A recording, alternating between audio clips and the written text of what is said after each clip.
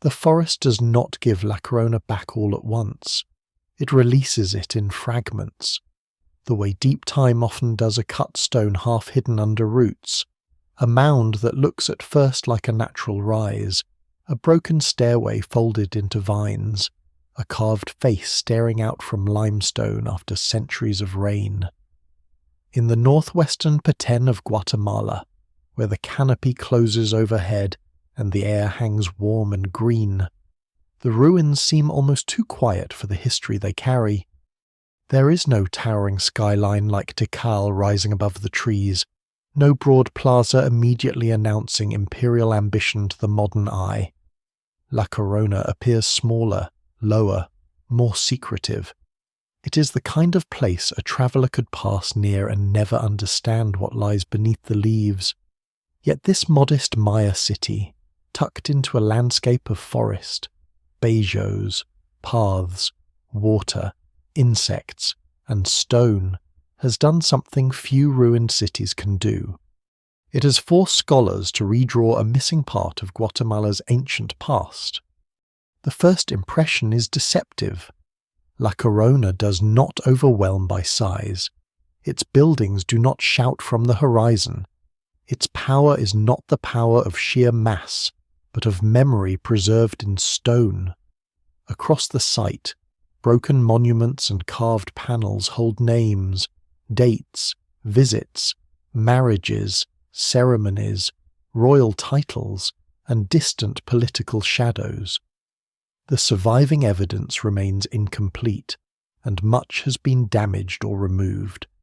But what survives suggests that La Corona was once tied into one of the most formidable power networks of the classic Maya world. This was not simply a provincial settlement lost in the jungle. It was a place where politics moved quietly, where alliances were sealed, where royal women travelled, where emissaries came and went, where a small court could become valuable because of who controlled it, who married into it, and who carved their triumphs onto its stones. Before we go deeper, take a moment to like the video and subscribe, if this is the kind of history and mystery you enjoy. The story ahead is not only about a city found beneath trees, it is about how history can be stolen, scattered, misread, and then slowly pieced together again. At ground level, La Corona can seem almost gentle. The plazas are swallowed by leaf litter, the stones are worn by moss, birds call above places where courtiers once crossed open spaces in the heat. The forest grows over everything with patient confidence, wrapping roots around stair blocks and sending thin shoots into cracks opened by time. The ancient Maya knew this environment not as a romantic wilderness, but as a lived world of work, danger, food, water, ritual, and memory.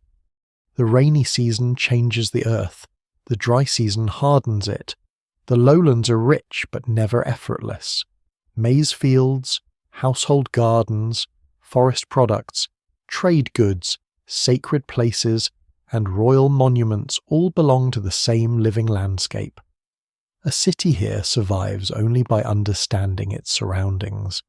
And La Corona's story begins with that quiet fact: even the smallest looking centre is part of a much larger world. For centuries, that world lies hidden. The ancient city falls silent, its royal court disappears, and the stone texts that once made political meaning become objects without voices. The people who carved them are gone, though their descendants remain across the Maya world in languages, communities, traditions, and landscapes that never truly vanish. The forest grows back, buildings collapse, limestone erodes. Names once spoken in ceremony become marks unreadable to those who do not know the script.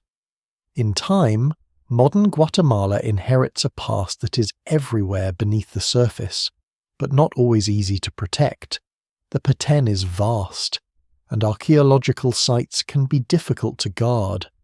Looters, collectors, museums, scholars, local communities, and governments all become part of a modern struggle over who controls the remains of the ancient past. La Corona's modern importance begins in this tension between silence and survival. The site itself is not famous at first. For a long time, the name La Corona means little beyond the region where the ruins stand. The larger mystery enters the world through carved stones that have already been removed from their original setting. These stones are beautiful, detailed, and troubling. They carry hieroglyphic texts that speak of a place scholars cannot yet securely locate. They show that somewhere in the Maya lowlands, there must have been a centre with unusually rich inscriptions and deep political connections. But without the city, the texts float in uncertainty. They are history without an address. They are evidence severed from the ground that could explain it. That severing matters. A Maya monument is not simply an art object. Its meaning depends on where it stood, which building it faced, which plaza received the ceremony, what other monuments surrounded it, and how its text fit into the life of the city. When a carved panel is torn from its site, it loses more than dirt and location.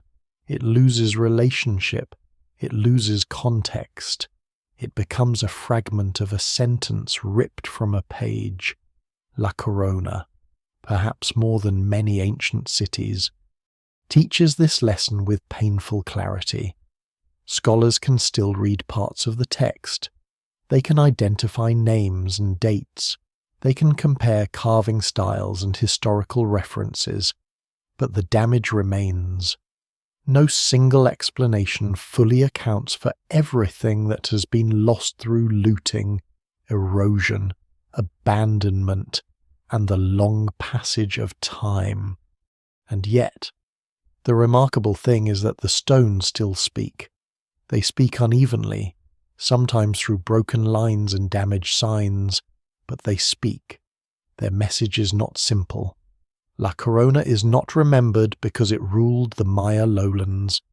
It is remembered because it reveals how power worked between larger kingdoms. In the classic period, Maya politics did not resemble a single empire with one capital controlling everything directly. Instead, the lowlands held many courts, many dynasties, many rival claims, and many networks of allegiance.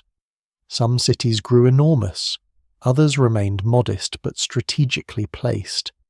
A smaller centre could matter if it sat near routes, resources, borders, or diplomatic pathways.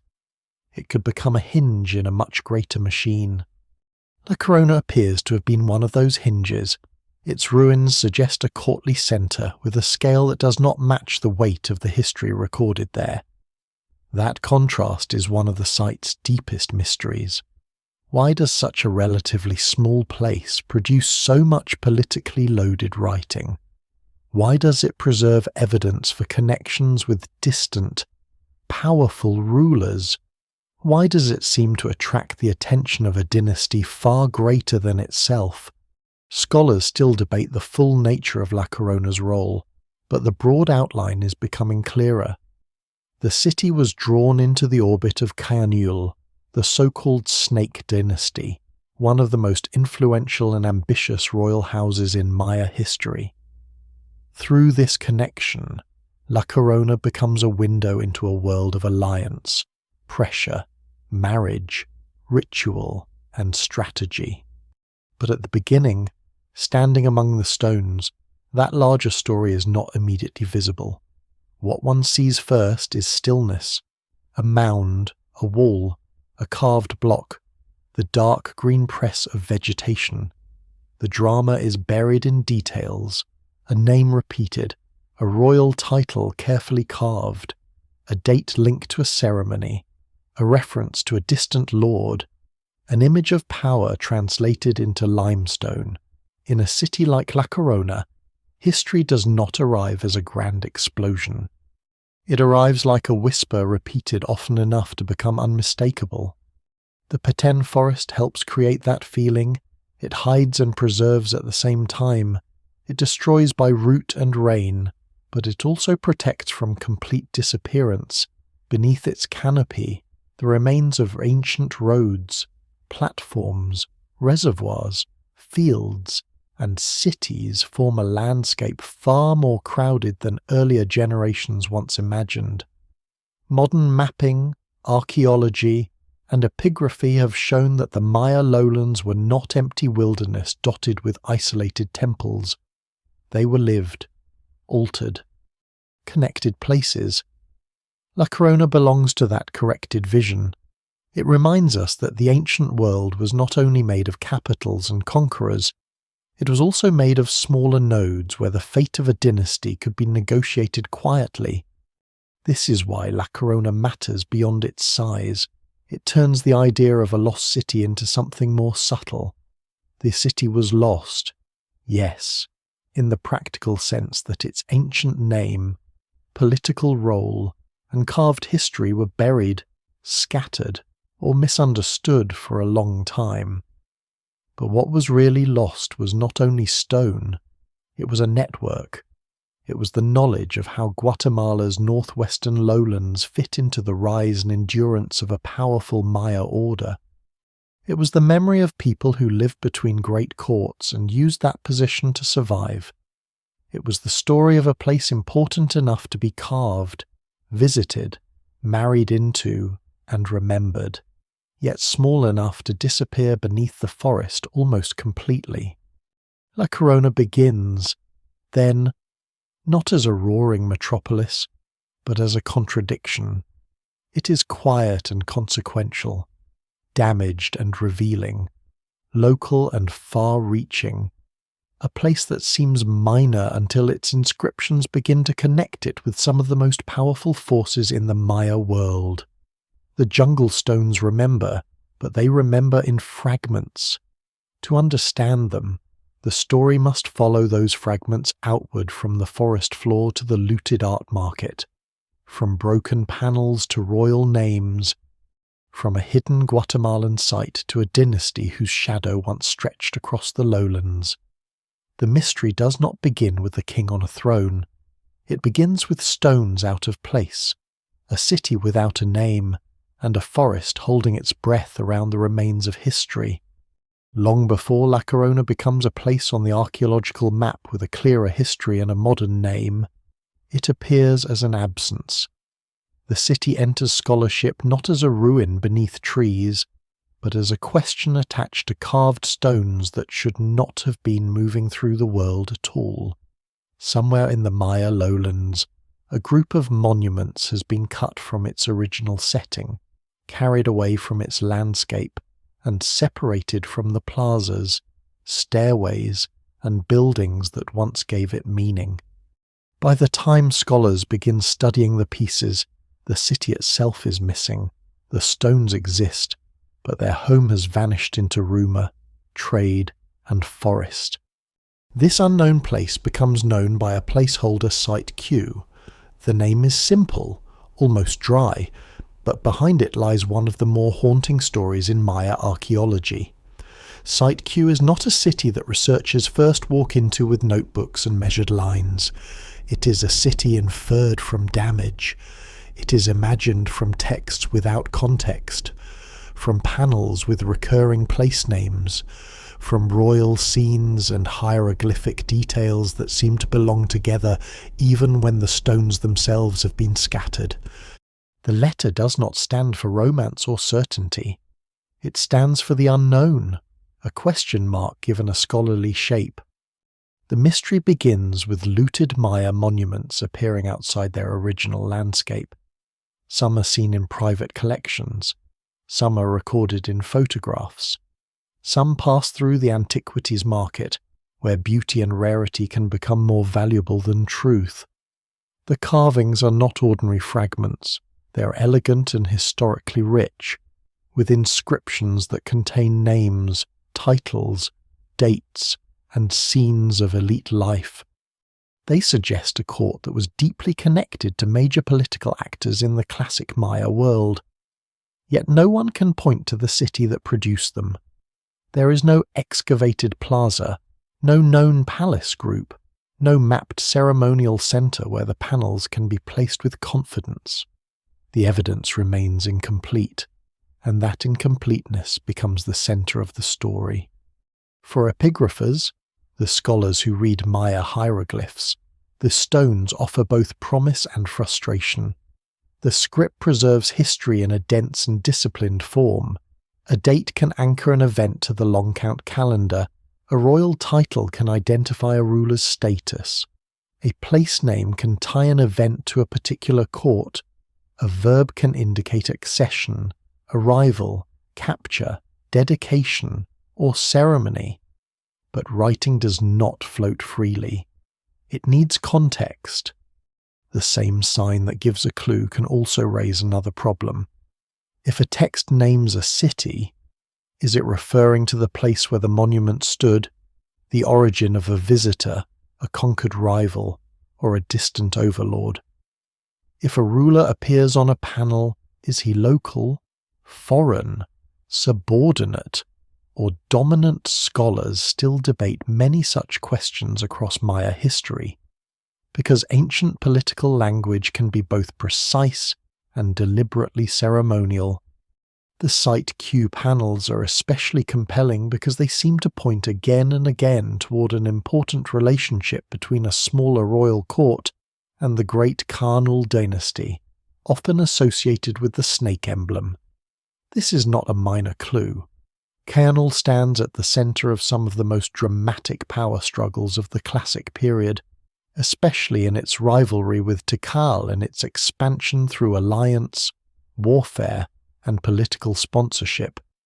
If the Site Q stones really come from one hidden place connected to Kaanul, then locating that place could illuminate a missing piece of the Maya political map. A lost city is already intriguing. A lost city tied to one of the most powerful dynasties in Mesoamerica becomes something more. But the route from object to origin is never simple.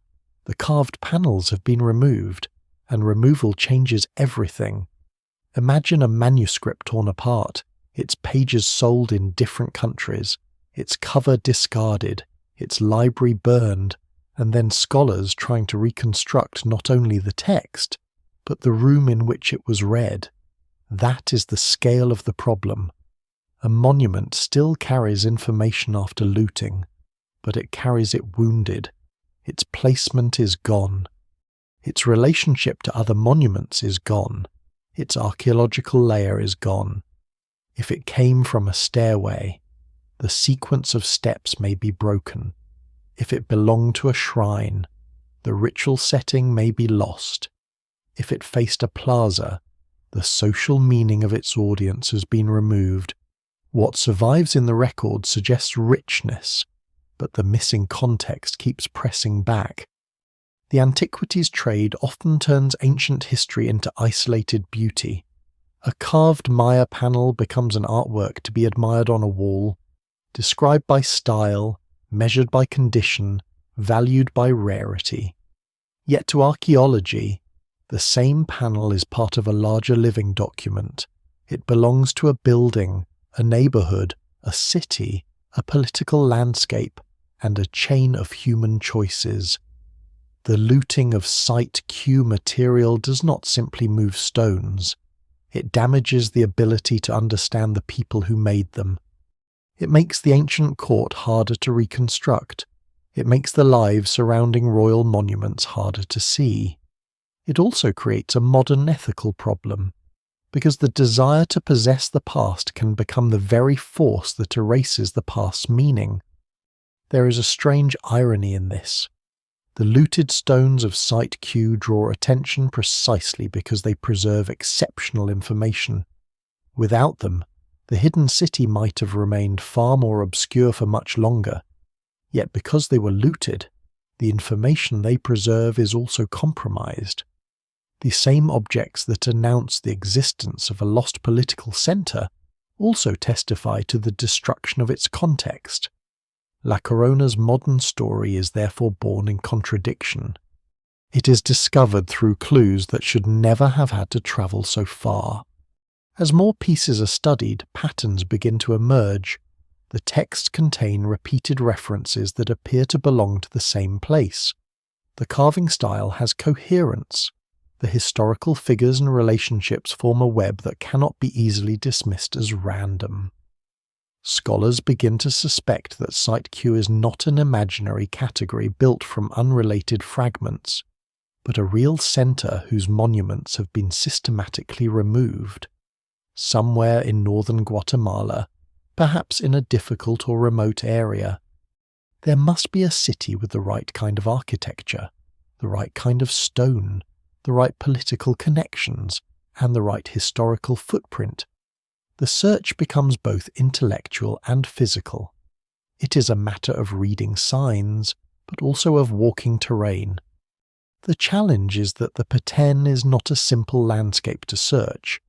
Dense vegetation conceals mounds that may be temples, palaces, platforms, or natural rises.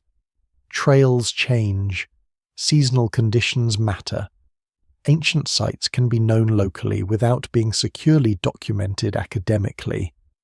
Some ruins have been visited, damaged, renamed, misunderstood, or only briefly described in such terrain. The difference between a minor mound group and a historically important city may not be visible at a glance.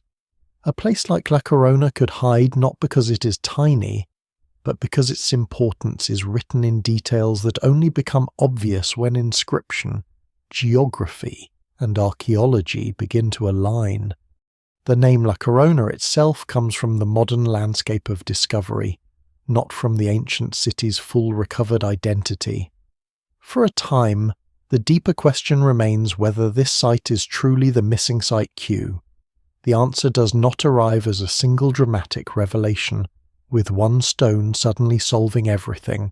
It builds gradually through comparisons, texts, fieldwork, and the stubborn accumulation of evidence.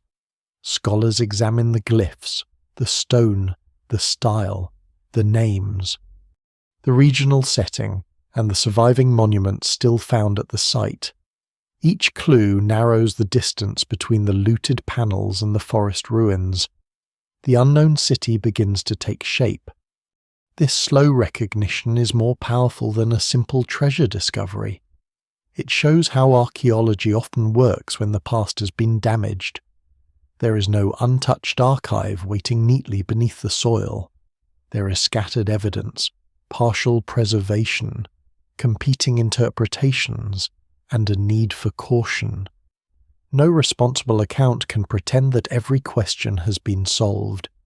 Yet the convergence becomes difficult to ignore. The place once called Site Q, the mysterious source of those carved panels, increasingly points toward La Corona. And with that identification, the story changes. The looted stones are no longer only fragments of an unknown city. They become pieces of a specific landscape in Guatemala. The forest ruins gain a voice, and the wandering monuments gain a wounded kind of homecoming. What had been an abstract mystery on the art market becomes a real city with plazas, buildings, routes, people, and politics. La Corona steps out from behind the letter Q, not as a grand capital, but as something more revealing. A small court whose stones travelled farther than its ancient builders could have imagined, carrying with them the memory of a kingdom that scholars are still trying to put back together. The road back to La Corona does not begin with certainty. It begins with a lead, a place in the forest, and the uneasy knowledge that the most important stones may already be gone.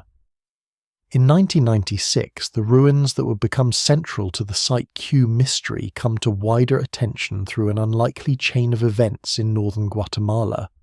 A local guide named Carlos Catalan leads Santiago Billy, who is working in the region on conservation efforts connected to scarlet macaws, toward a heavily looted ancient site near the northern reaches of the Petén. The details have the texture of frontier archaeology in its most complicated form: conservation work, local knowledge, forest travel, damaged ruins, and a place whose importance is not yet understood. La Corona is not discovered in the clean, heroic way old adventure stories like to imagine. It is recognized through a modern landscape where archaeological heritage, environmental protection, poverty, looting, and scientific urgency all collide. The first look does not immediately solve the mystery. The site is clearly ancient. It has mounds, architecture, carved remains, and the scars of recent disturbance. Looters' trenches cut into places where archaeologists would have preferred slow excavation. Broken stones lie in disturbed contexts. Some monuments remain, but not the finest pieces. That absence is itself a clue. At La Corona, the better preserved carvings seem to have been the ones most vulnerable to removal, while poorer or less attractive pieces are left behind. This means that the first visible evidence at the site can be misleading. A damaged place may look less important than it was, not because it lacked history, but because the most legible parts of that history have been carried away. After the initial report, researchers begin the difficult process of placing La Corona within the larger map of Maya archaeology. Satellite imagery offers one layer of help. In the Petén, where vegetation can hide causeways, platforms, reservoirs, and old settlement patterns. Remote sensing is valuable because it allows scholars to see relationships that are not always obvious on foot. Tom Seaver, associated with NASA's archaeological applications of satellite data, identifies features in imagery that suggest ancient Maya causeways in the area. This does not by itself prove La Corona is Site Q, but it adds weight to the impression that the ruins belong to a larger and more organized landscape than the first damaged remains might suggest. Archaeology often advances this way, not through one perfect discovery, but through different kinds of evidence beginning to lean in the same direction. Then comes the work of the epigraphers and field researchers. Ian Graham and David Stewart are among those connected to early investigations of the unknown site. A short expedition names the site La Corona and records several hieroglyphic monuments. The name is modern, linked to the form of the ruins, but the deeper question remains ancient. Is this truly the missing place from which the Site Q corpus came? At first, the answer is not obvious. Some monuments found during the initial survey do not match the style of the famous Site Q pieces in foreign collections.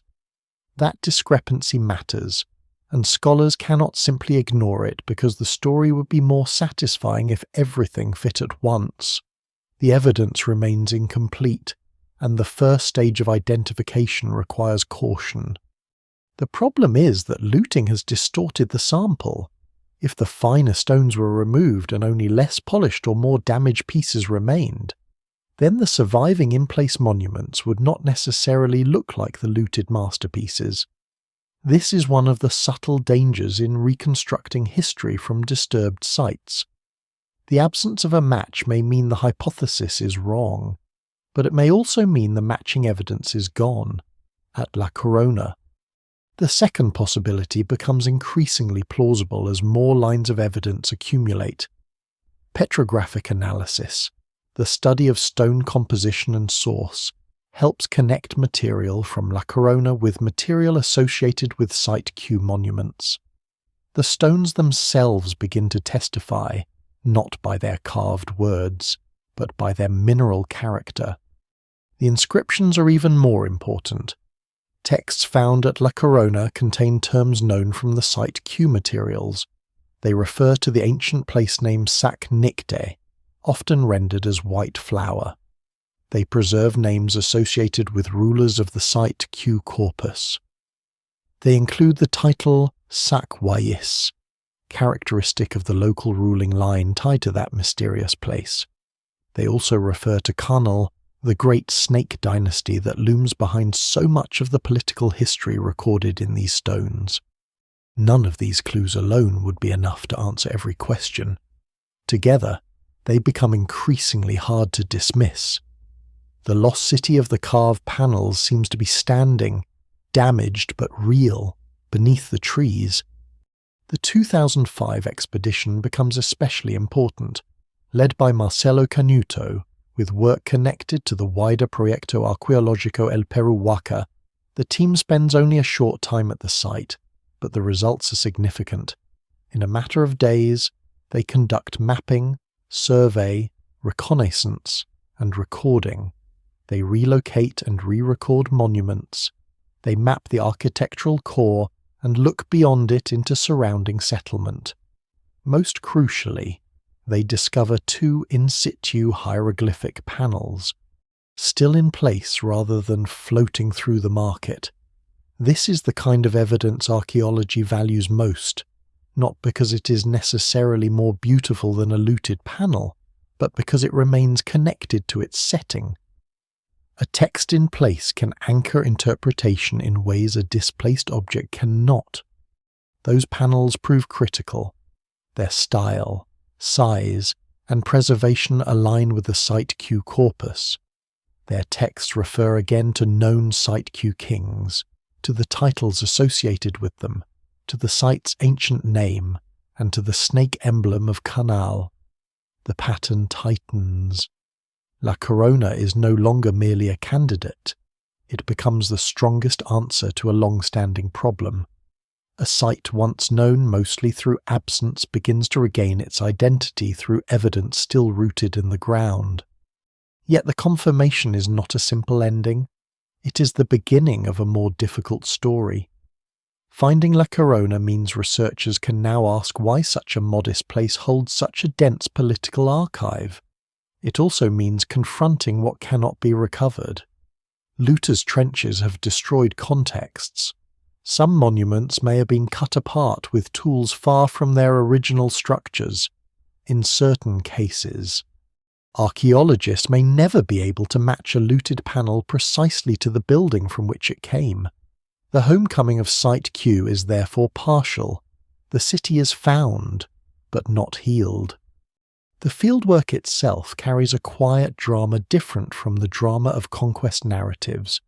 Archaeologists move through heat, insects, roots, unstable trenches, and the slow discipline of measurement. They do not simply search for treasure, they search for relationships, a stairway to a plaza, a carved block to a building, a text to a dynasty, a route to a political strategy.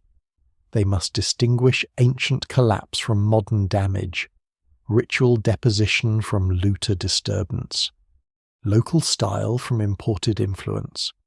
The work is patient because the past does not arrange itself for easy discovery. La Corona's identification also depends on accepting that ancient significance does not always look monumental in the expected way. A smaller centre can hold a key if it sits in the right network. A damaged panel can preserve a king's name. A repeated title can reveal political subordination or privilege. A place name carved in limestone can restore a city to the map after centuries of silence. What survives in the record suggests that La Corona was not merely found in the forest. It was assembled back into meaning through the cooperation of field survey, epigraphy, geology, mapping, and historical inference. By the time the evidence comes together, the old placeholder begins to fade. Site Q is no longer only a scholarly ghost haunting museum collections and photographs. It has soil, plazas, architecture, damaged monuments, and a place in Guatemala's northwest Petén. But the mystery does not disappear. It changes shape. The question is no longer simply where the stones came from. It becomes why this quiet city mattered so deeply to powers much larger than itself, and how a place of such modest scale became entangled with one of the most ambitious dynasties the Maya world ever produced. To understand why La Corona matters, the eye has to leave the ruined plazas for a moment and rise above the forest.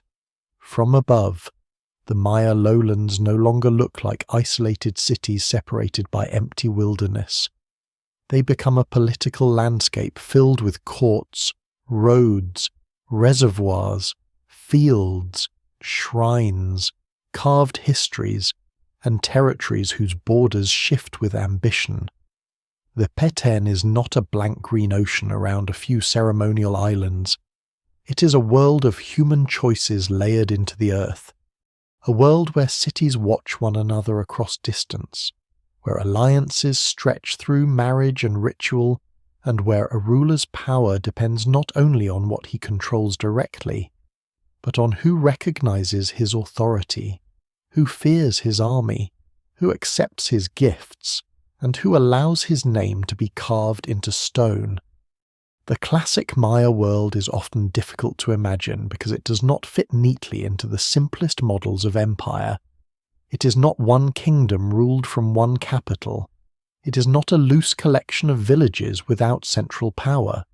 It is something more dynamic and, in many ways, more unstable. Great royal courts rise at places such as Tikal, Calakmul, Caracol, Naranjo, El Peruhuaca, Piedras Negras, Palenque, Copan, Yaxchilán, and many others, each with its own dynasty, patron gods, sacred history, courtly rituals, and political ambitions. These cities do not merely exist beside one another. They compete, cooperate, threaten, marry, sponsor, betray, and remember. The landscape is held together by writing, ceremony, exchange, warfare, diplomacy, and the constant need to turn power into legitimacy. A Maya king is not just an administrator, he is a sacred ruler, a performer of ritual obligations, a keeper of dynastic memory, a public figure whose body, costume, bloodline, and ceremonies carry political meaning. Royal courts use carved monuments to make claims about time itself. A king does not simply say he rules. He places himself in a calendar reaching backward into mythic time and forward into imagined endurance. He dedicates buildings, celebrates period endings, receives captives, hosts visitors, conducts rituals, and ties his authority to ancestors and gods. What survives in the record suggests that these acts were not decoration around politics. They were politics. In that world, smaller cities are not irrelevant. They are essential. A powerful court cannot survive only by looking inward. It needs allies and dependents. It needs routes through difficult terrain. It needs access to goods, labor, information, and symbolic recognition.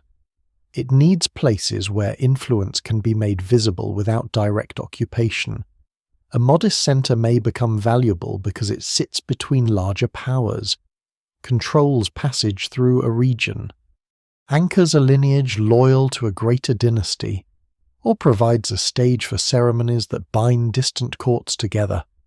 La Corona belongs to this kind of world. Its importance is not measured only by the height of its buildings, but by the density of its connections. The northwestern Petén is especially significant because it lies within a zone where major political currents pass and collide.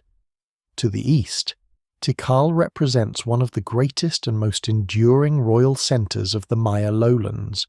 To the north and northwest, Calakmul becomes the seat most famously associated with Kaanul power during its Great Age. To the west and southwest, other courts and routes connect the lowlands with riverine pathways, resource zones, and communities that matter for trade and strategy. La Corona sits within this web, not as an isolated jungle settlement, but as a court positioned in a landscape where geography can become destiny. This is where the old picture of Maya civilization as peaceful astronomer priests in empty ceremonial centers has long since collapsed.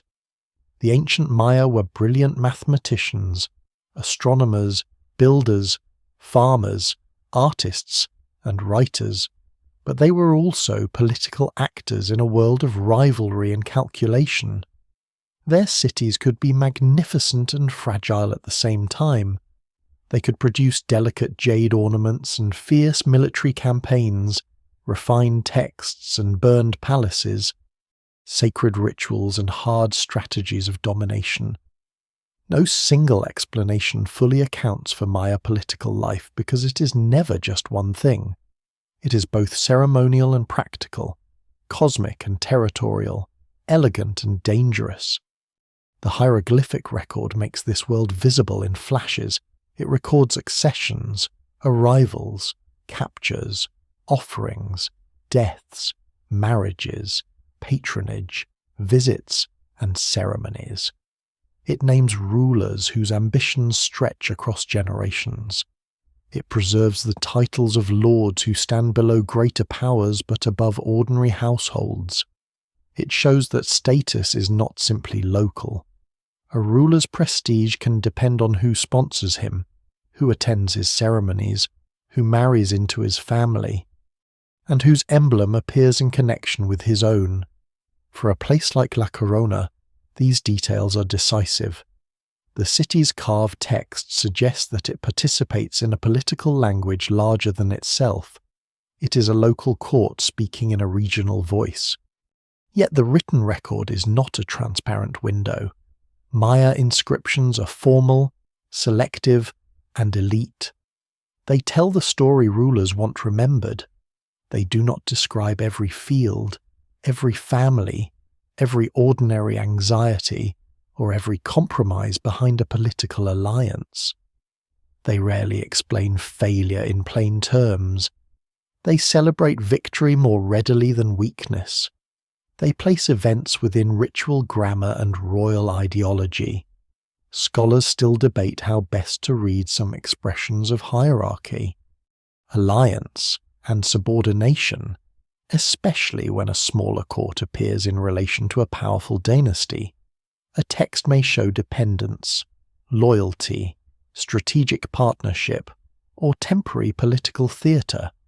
The words are precise, but their social reality can be layered. This uncertainty makes La Corona more interesting, not less. It forces a more careful imagination. The city is not simply a puppet and not simply an independent actor. It may be both, depending on the moment. Its rulers may benefit from powerful patrons while also navigating local obligations. Its elites may gain prestige from external connections while trying to maintain authority at home. Its monuments may display loyalty to a larger order while preserving the identity of a local lineage. This is how small courts survive between giants, not by being invisible, but by making themselves useful. The people living around La Corona would have known that power was not an abstraction. It moved through labor demands, tribute, ceremonies, building projects, feasts, travel, and the presence of foreign visitors. A royal alliance could shape what was carved in stone, but it could also shape who came to the city, what goods passed through, which households gained favour, and which rituals received support. Farmers might never read the full hieroglyphic meaning of a monument, but they lived under the authority those monuments helped create. Artisans might work stone, shell, bone, textile, ceramic, or pigment into forms that served courtly display. Porters and traders might carry goods through forest routes that linked one court to another. The political world of kings always rests on many quieter forms of work. La Corona's modest scale therefore should not be mistaken for simplicity. In the classic Maya world, a smaller site can become a diplomatic chamber, a border marker, a ritual waypoint, and a memory bank all at once. Its buildings may not dominate the horizon, but its inscriptions can connect distant forces. Its rulers may not command the largest armies, but their marriages and ceremonies may matter to those who do. Its position may make it a hinge in a much larger political system. The evidence remains incomplete, but the pattern is clear enough to change the question. La Corona is not important despite being small. It may be important precisely because a smaller court could be used in ways a great capital could not. This is the world into which La Corona must be placed before its particular alliances can be understood. The forested city belongs to an age when Maya kings used stone to bind themselves to time, when rival dynasties compete for recognition, when smaller centers become links in strategies larger than their plazas, and when political memory is carved carefully because memory itself is power. Somewhere in this shifting world of courts and claims, La Corona finds its role. Its stones wait beneath the canopy, holding the names that will lead the story toward the great shadow growing from the north, the Snake Dynasty, and the long reach of Calakmul. The shadow that falls across La Corona does not come from the size of La Corona itself. It comes from the dynasty that reaches toward it. In the 6th and 7th centuries, one of the most formidable political forces in the Maya lowlands rises under the emblem that modern scholars often call the Snake Dynasty, or Kaanul. Its rulers do not simply build a powerful court and wait for the world to come to them. They expand through pressure, alliance, warfare, sponsorship, and the careful weaving of smaller kingdoms into a broader political order. La Corona becomes one of the places where that wider strategy can be seen with unusual clarity, not because the city dominates the map, but because its stones preserve the touch of a power far greater than itself. To modern eyes, Calakmul often stands as the great face of Kaanul power, the immense city deep in the forests of what is now southern Mexico, facing Tikal across the political imagination of the classic Maya world. But the story is more complicated than a single capital projecting control in all directions. Scholars still debate the origins, movements, and internal development of the Kaanul dynasty, and evidence suggests that its power was not always rooted in the same place. Before Calakmul becomes the best-known seat associated with the Snake Kings, Kaanul authority appears to have deeper and wider roots. Reaching through networks of courts across the lowlands, its rise is not a simple straight line. It is a shifting history of dynastic ambition, regional opportunities, and strategic placement. That is why La Corona matters. It stands in the northwestern Petén, in a zone that helps reveal how Kaanul power moves through Guatemala's ancient landscape. If Tikal represents a central rival in the eastern lowlands, and Calakmul represents the later monumental heart of Snake authority, then sites like La Corona help fill the space between the great names. They show the connective tissue of power. A dynasty does not become dominant only by conquering spectacular cities.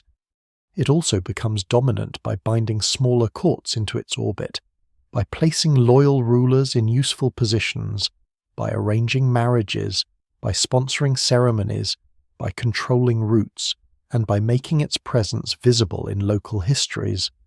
La Corona's inscriptions suggest exactly this kind of relationship. The Snake Dynasty's influence is not merely military.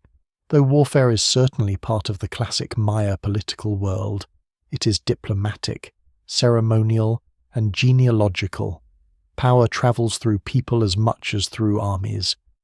A princess arriving at a smaller court can carry dynastic prestige with her. A visiting overlord can transform a local ceremony into a statement of regional hierarchy. A local ruler who receives recognition from Kaanul may gain legitimacy among his own people, while Kaanul gains a loyal node in a strategic landscape. These arrangements may look delicate, but they can be powerful. A carved monument does not need to show a battlefield to reveal domination. Sometimes it records a visit, a marriage, a title, or a ritual, and those quieter details expose the structure of political dependence. At La Corona, the relationship with Kaanul appears unusually intense for a city of its scale. The site's inscriptions connect local rulers to the Snake Dynasty, in ways that cannot be dismissed as casual contact. The repeated presence of Kaanul references suggests a sustained political bond. What survives in the record points toward royal women from the Great Dynasty entering La Corona's local lineage, toward Kaanul rulers or representatives involved in ceremonies, and toward a court that benefits from being visibly tied to a larger political order.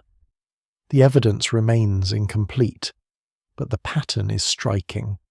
La Corona seems less like a distant admirer of Kaanul power and more like a deliberately cultivated ally. This does not mean La Corona has no identity of its own. Smaller courts are not empty vessels. The rulers of La Corona have their own titles, their own local place name, their own monuments, and their own need to command authority within the community around them. Their connection to Kaanul may strengthen them, but it also places them inside a hierarchy. The local court must balance prestige with dependence. A powerful patron can protect, elevate, and enrich. But a powerful patron can also demand loyalty. In the carved language of the Maya court, such tensions rarely appear as open anxiety. They appear instead as polished scenes of ritual order, where hierarchy is made beautiful. The strategic logic is easier to see when La Corona is placed within the broader geography.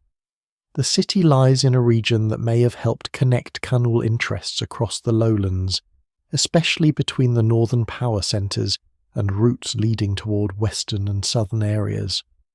Some models suggest movement through zones linking Calakmul, La Corona, and other important centres such as Canquen, though scholars are careful not to treat every proposed route as a paved road or a simple highway. What matters is that La Corona occupies a landscape where movement is meaningful. Goods, messengers, marriage partners, pilgrims, warriors, and ritual specialists all need paths through forest and lowland terrain. Control of a route can be control of influence. The ancient Maya landscape is not empty space between capitals. It is filled with wetlands, seasonal water sources, ridges, bayous, agricultural zones, and settlement clusters. Moving through it requires knowledge. Maintaining influence across it requires allies. In this sense, La Corona may have served as a kind of political foothold, a place where Kaanul authority could be anchored far from its greatest monumental expressions. A small city can be easier to bind closely than a proud rival capital. It can be rewarded, married into, sponsored, and shaped into a loyal partner. For Kaanul, such places may have been essential to building a network that could challenge other great powers. The rivalry with Tikal gives this network its darker edge. Tikal is not merely another city, it is an enduring royal centre with deep prestige, powerful allies, and its own sacred history. The struggle between Tikal and the Snake Dynasty becomes one of the defining political dramas of the classic Maya world. Yet such struggles are not fought only in direct confrontations between great courts. They ripple outward into smaller sites. Alliances shift. Dynastic marriages acquire strategic weight. Regional centres become targets of pressure or objects of sponsorship. A place like La Corona may stand far from the most famous battlefields, but it lives within the consequences of that larger rivalry. There is a temptation to imagine Kaanul power as a shadowy empire spreading over the forest in a single dark wave. The reality is likely more intricate. Maya hegemonic power often works through relationships rather than direct administration. A dominant dynasty can shape events by installing or supporting rulers, arranging marriages, demanding tribute, influencing ceremonies, and punishing disloyalty. It may not need to govern every field or household directly. It needs local courts to recognize its supremacy and act within its order. La Corona's evidence fits this kind of world, where power is both near and distant, both ceremonial and practical, both visible in stone and lived in daily obligations. For the people of La Corona, the presence of Kaanul may have been felt in many ways. It may have appeared in the arrival of high-status visitors, in new courtly fashions, in the dedication of monuments, in feasts that drew elites from beyond the city, in marriage ceremonies that linked bloodlines, and in the political language carved for public memory. It may also have affected obligations of labour and tribute, though the details remain difficult to reconstruct. The ordinary residents around the ceremonial core may not have understood every dynastic nuance recorded in glyphs, but they would have understood that their city was connected to a wider power. They would have seen the rituals. They would have helped build and maintain the spaces where those rituals took place. This is the quiet force of La Corona's story. It shows that the great Maya powers do not exist only in their capitals. They live through smaller courts that carry their names, their alliances, and their ambitions into local landscapes. Kaanul's reach into La Corona turns a modest city into evidence for a much larger political design. The Snake dynasty is not only present where its tallest pyramids stand, it is present where its daughters marry, where its allies carve loyalty into stone, where its ceremonies are remembered, and where its influence becomes part of another city's identity. Beneath the canopy of Guatemala, La Corona holds that shadow with unusual sharpness, the trace of a small court standing close enough to greatness to be illuminated by it, and close enough to be changed forever. At La Corona, stone is not silent matter. It is a medium of memory, a public instrument, and sometimes a political weapon. The city's buildings may be modest beside the colossal centres of the Maya lowlands, but its carved inscriptions carry a weight far beyond their size. They preserve a world in which names matter, dates matter, titles matter, and even a brief reference to a ceremony can change how scholars understand an entire region. La Corona's importance rests not simply on the fact that it was inhabited or that it was connected to the Snake dynasty, but on the unusual density of written evidence that survived there, even after looting and destruction tore much of that evidence away from its original setting. Maya writing is not casual record-keeping, it is formal, dense, and deeply connected to royal identity. A glyphic text on a monument does not function like a modern label. It may place an event within the long count calendar, name a ruler, identify a lineage, invoke a deity, mark a ritual action, remember a visit, or attach a local court to a larger political order. The script works visually as well as linguistically. Signs are arranged with balance and care, sometimes compact, sometimes elegant, often integrated with images of rulers, captives, deities, or sacred regalia. To carve history into stone is to insist that certain moments deserve to remain visible after the voices of the ceremony have vanished. This is why La Corona's inscriptions are so powerful. They are not merely decorative fragments. They are the bones of a political archive.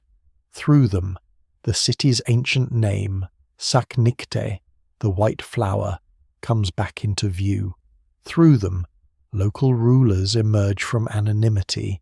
Through them, titles such as Sakwayes point toward a specific courtly identity. Through them, Kaanul appears not as a vague influence, but as a named force tied repeatedly to the life of the city.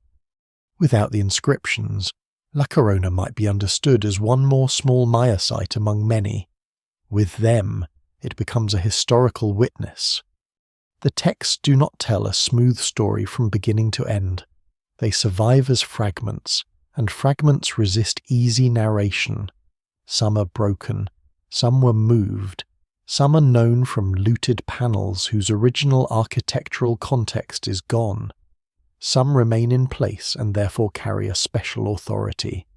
scholars must compare signs, dates, styles, titles, and names, reconstructing sequences from damaged evidence.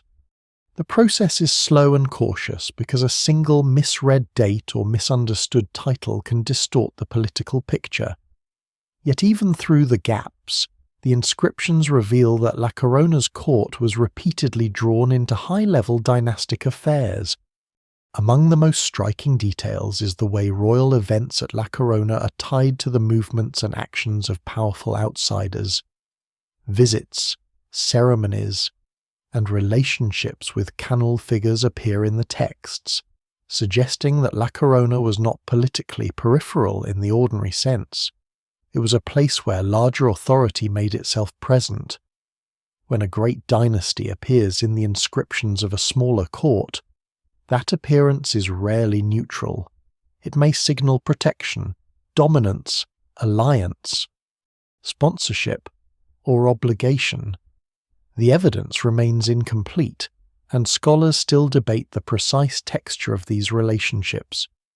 But the repeated pattern shows that La Corona's local history cannot be separated from the ambitions of the Snake Kings. One of the remarkable things about these inscriptions is how they compress time.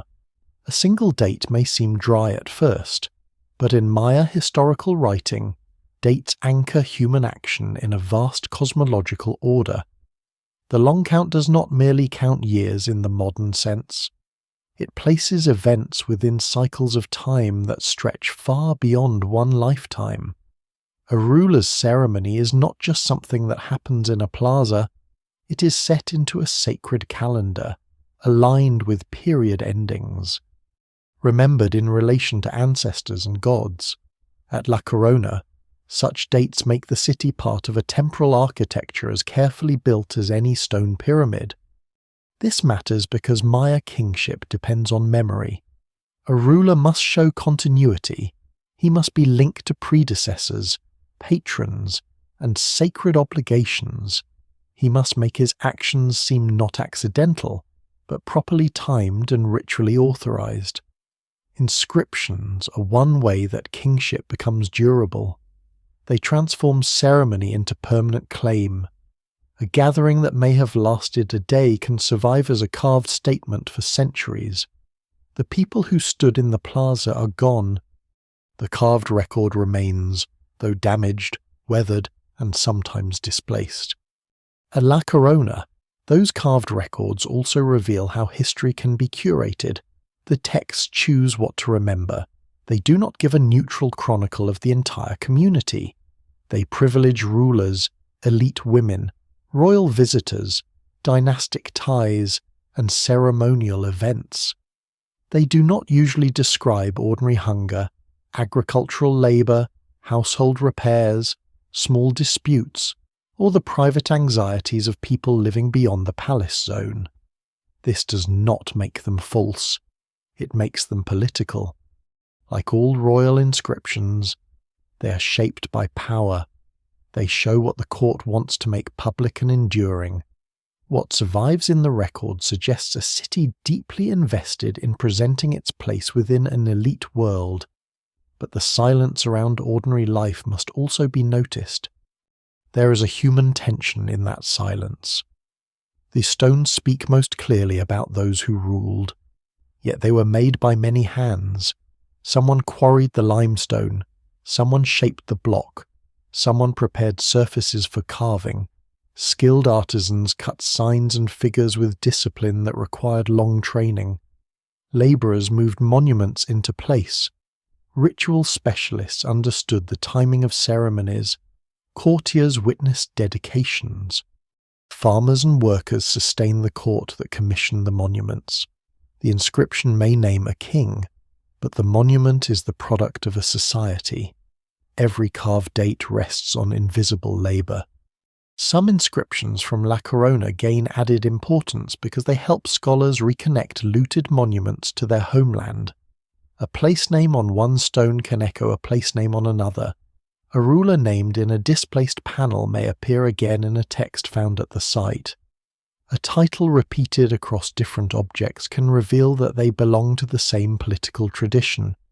This is how the ghost of Site Q becomes La Corona in scholarly understanding, not through one spectacular clue alone, but through a network of textual correspondences. The writing becomes a trail back through the damage. There is also a more unsettling lesson here. The looted panels were attractive to collectors partly because they were so finely carved and historically rich. Their beauty made them vulnerable. Their information made them valuable. The very features that help scholars reconstruct La Corona's past also helped pull pieces of that past away from Guatemala.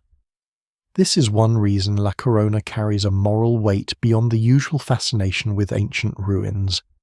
Its inscriptions are not only ancient documents, they are witnesses to modern loss. They remind us that history can be harmed long after the civilization that made it has ended. Yet despite that harm, La Corona's stones continue to alter the shape of Maya history.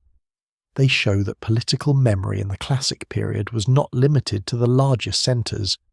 They show that a smaller court could preserve crucial evidence for the expansion and endurance of Kaanul influence.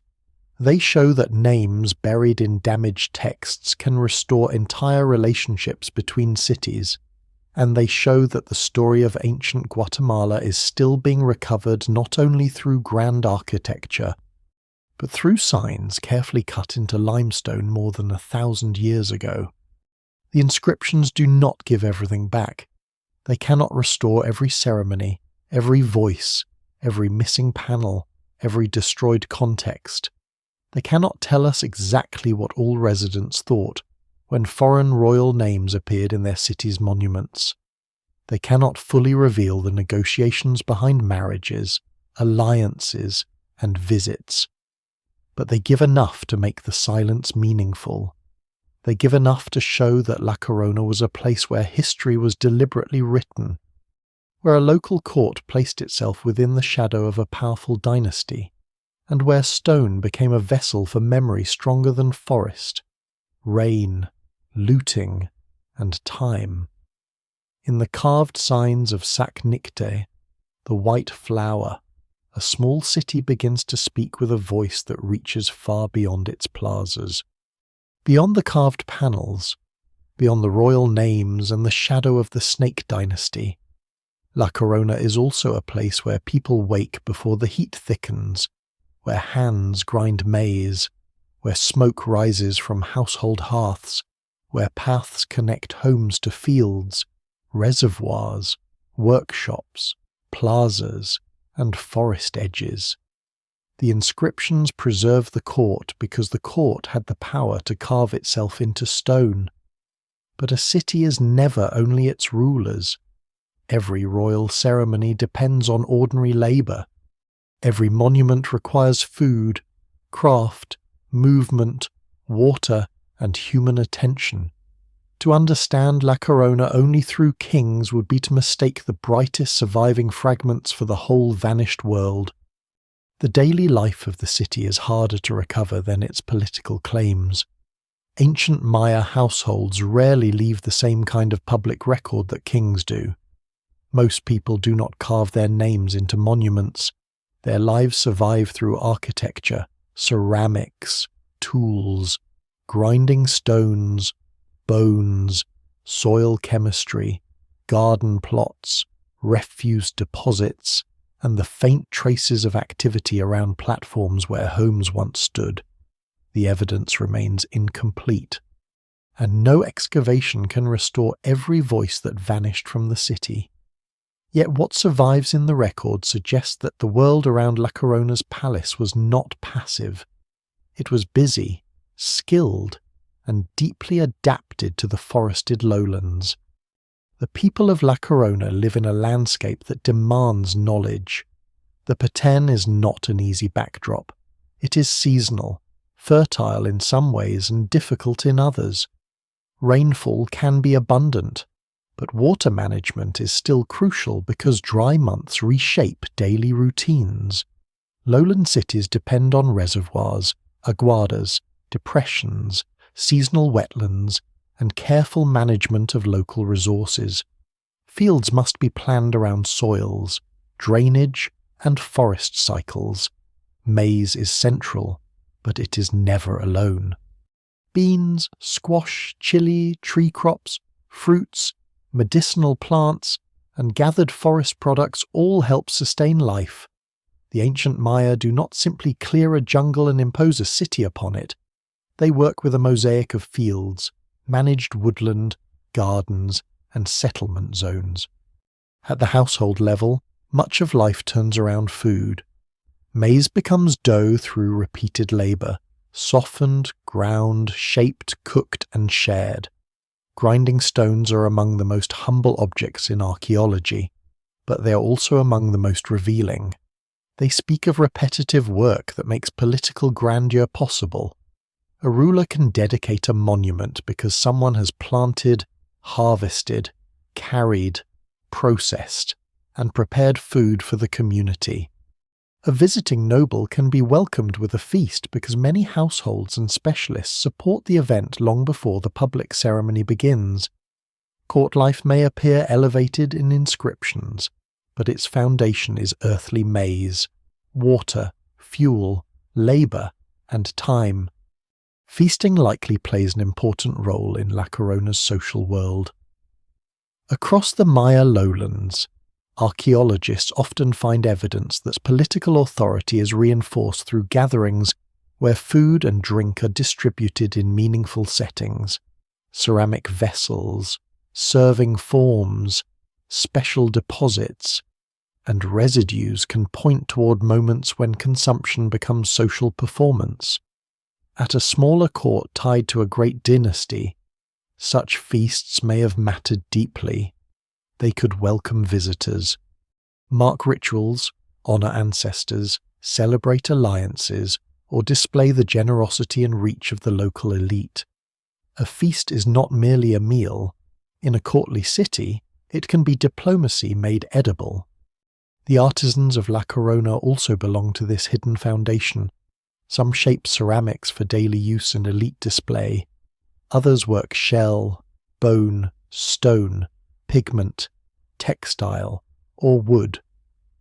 Much of what they create is fragile and does not survive well in the tropical lowlands, which means the archaeological record can underestimate their skill. Textiles are especially important but often nearly invisible because cloth decays.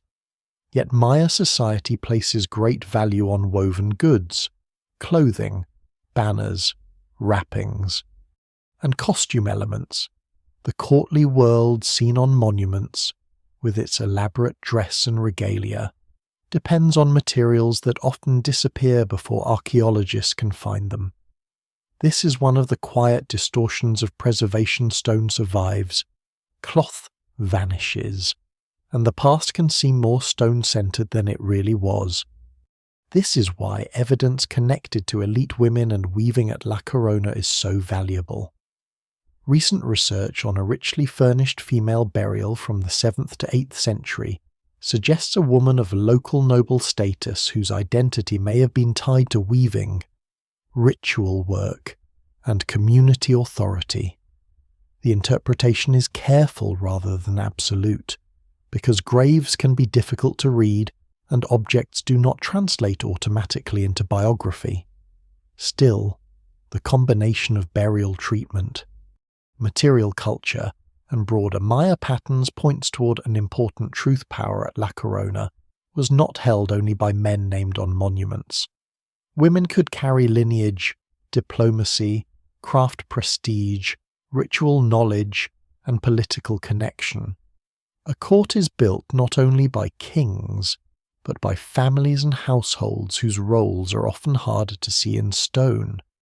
La Corona's people also move through a world of sound and texture that the ruins cannot fully preserve.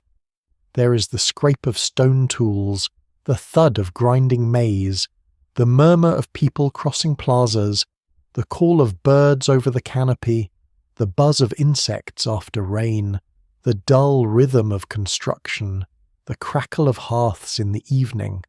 There are smells of wet earth, wood smoke, cooked maize, lime plaster, sweat, flowers, and damp limestone.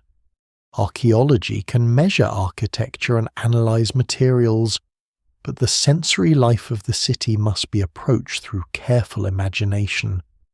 No single explanation fully accounts for the full experience of living there, because daily life is always richer than its remains.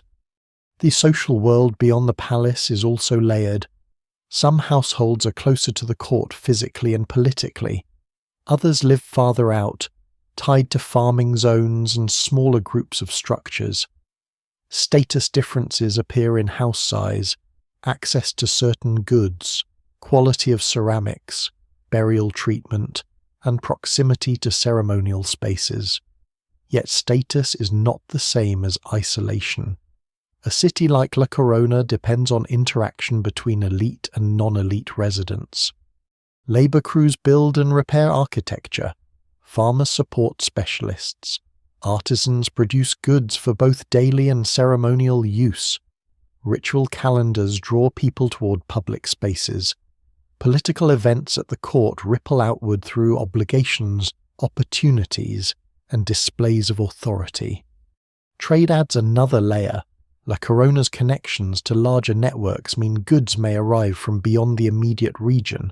Obsidian, jade, marine shell, fine ceramics, pigments, and other valued materials move through Maya exchange systems over long distances. Not every person handles these objects directly, and access is shaped by status. But their presence reveals a city connected to wider currents. A shell ornament can point toward distant coasts. A blade of obsidian can point toward highland sources.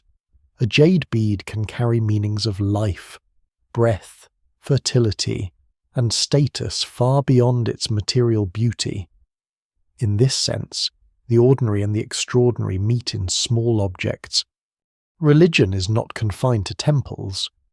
Household rituals, ancestor veneration, offerings, and daily acts of respect likely shape life throughout the settlement.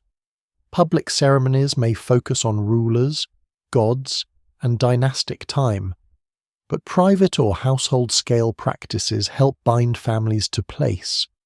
In many Maya contexts, ancestors remain important presences, connected to house floors, burial spaces, memory, and legitimacy. The line between domestic and sacred is not as sharp as a modern division might suggest. The home itself can be a ritual space. The plaza can be a political theatre. The forest can hold sacred associations. La Corona's residents live within a world where practical survival and spiritual meaning overlap constantly. This wider life gives the city its depth. The inscriptions tell us that La Corona matters to kings, dynasties, and historians. The households remind us that it also matters to people whose names are gone. The ancient city is not only a node in Kaanul strategy, it is a place of meals, labour, craft, movement, mourning, celebration, and adaptation. Its residents are not background figures painted behind royal drama. They are the living substance of the city. When the court carves a date into limestone, it is fixing one elite moment in time. Around that moment, thousands of ordinary acts continue: fields tended, vessels repaired, cloth woven, water carried, hearths lit, paths walked, stories remembered. La Corona's lost history is therefore not only hidden in royal panels, it is also hidden in the quieter remains of lives that made the royal world possible. La Corona's importance becomes easier to understand when the city is imagined not as a dot on a map, but as a place people had to reach. Every ancient city has a geography, but not every geography is obvious to the modern eye. The forest hides distance. It flattens memory beneath leaves. It makes a buried mound look separate from the next one. A plaza seem isolated from a route. A settlement cluster appear accidental. yet to the people who lived in the classic Maya lowlands, the landscape around La Corona was not an empty green barrier. It was a known and travelled world, crossed by paths, shaped by seasonal water, organised through settlements, and watched by communities whose survival depended on reading the land with care. The northwestern Petén is a region of subtle movement. There are no modern highways in the ancient sense, no straight imperial roads like the ones later associated with other civilizations. Yet movement is everywhere in the archaeological imagination. People move between fields and homes, between satellite settlements and ceremonial centres, between water sources and upland ridges, between local courts and distant capitals. Messengers carry news, porters carry goods. Marriage parties and royal visitors travel with attendants, ritual specialists move for ceremonies, traders move with obsidian, shell, jade, cacao, feathers, ceramics, salt, cloth, and other valued items whose paths can stretch far beyond the forest edge. A city that sits along useful routes can matter more than its size suggests. La Corona appears to have occupied just such a meaningful position. Its political ties to Kaanul make sense not only through dynastic ambition, but through geography. The city lies within a landscape that could help link northern centres of power with other important zones to the south and west. Some reconstructions suggest that movement between Calakmul, La Corona, and places such as Canquen may have followed routes of relatively efficient travel through the lowlands, though scholars remain careful. A modelled least-cost path is not the same thing as a paved road discovered under the soil. It is a way of asking where movement would have been practical, where terrain would have guided travellers, and where a small court might become strategically useful. The evidence remains incomplete, but the logic is persuasive. La Corona sits where connection matters. Connection, in the Maya lowlands, is never just about distance. It is about water, elevation, soils, vegetation, labour, and politics. A route that looks short on a map may be difficult in the rainy season. A route that winds longer through more favourable ground may be the one people actually prefer. Seasonal wetlands, known as bejos, can restrict movement at certain times and open possibilities at others. Ridges and uplands can provide settlement locations, fields, and paths. Water sources can attract households and become essential stopping points. In such a world, a court that knows the landscape and commands local labour can become a gatekeeper, not by building a wall across the forest, but by controlling the social and ceremonial nodes through which travel becomes safe, recognised, and meaningful. La Corona's environment would have shaped its life in practical ways. The city's residents needed reliable access to water through dry months, and like other Maya communities, they likely depended on reservoirs, natural depressions, managed catchments, or other local systems suited to the lowland setting. Water is not merely a resource, it is a condition of political possibility. A court cannot host visitors, sustain feasts, support artisans, or organise labour if its water system fails. The grand politics of Kaanul and Tikal may dominate inscriptions, but beneath those dynastic names lies a quieter infrastructure of survival. The ability to gather, store, and manage water helps determine whether a place can become a stable node in a broader network. The forest itself offers both wealth and difficulty. It provides timber, fuel, medicinal plants, fruits, animals, fibres, resins, and materials used in construction and craft. It also demands constant negotiation. Fields must be opened, maintained, and allowed to recover. Wood must be gathered without exhausting nearby sources. Paths must be kept clear. Buildings must be plastered and repaired. The environment is not a passive setting around La Corona. It is part of the city's operating system. Ancient Maya communities transform their surroundings, but they do not escape them. Their success depends on knowing when to plant, where to store, how to move, which soils to use, and how to integrate forest resources into daily and ceremonial life. This environmental knowledge may help explain why a relatively small city could have outsized importance. A great dynasty seeking influence across a region does not need only impressive capitals. It needs dependable partners embedded in local landscapes. It needs courts that understand roots, water, settlement clusters, and neighboring communities.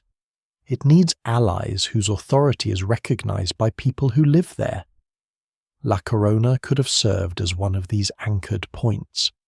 Its rulers may have offered Kaanul access not only to a plaza and a title, but to a working geography paths, local loyalty, resources, and a position within a difficult terrain. Modern lidar has made this ancient connectedness harder to ignore. Beneath the canopy, mapping reveals built features, terraces, platforms, causeways, reservoirs, and settlement patterns that older ground survey alone could miss or underestimate. The forest remains dense to the eye, but laser mapping strips away the leaves digitally and shows that the landscape carries human structure across broad areas. This does not mean every feature is fully understood as soon as it appears in data. Lidar reveals forms, but archaeologists still need excavation, dating, and interpretation to determine how those forms were used. Still, it changes the scale of perception. La Corona no longer sits as a lonely ruin. It belongs to a broader inhabited landscape.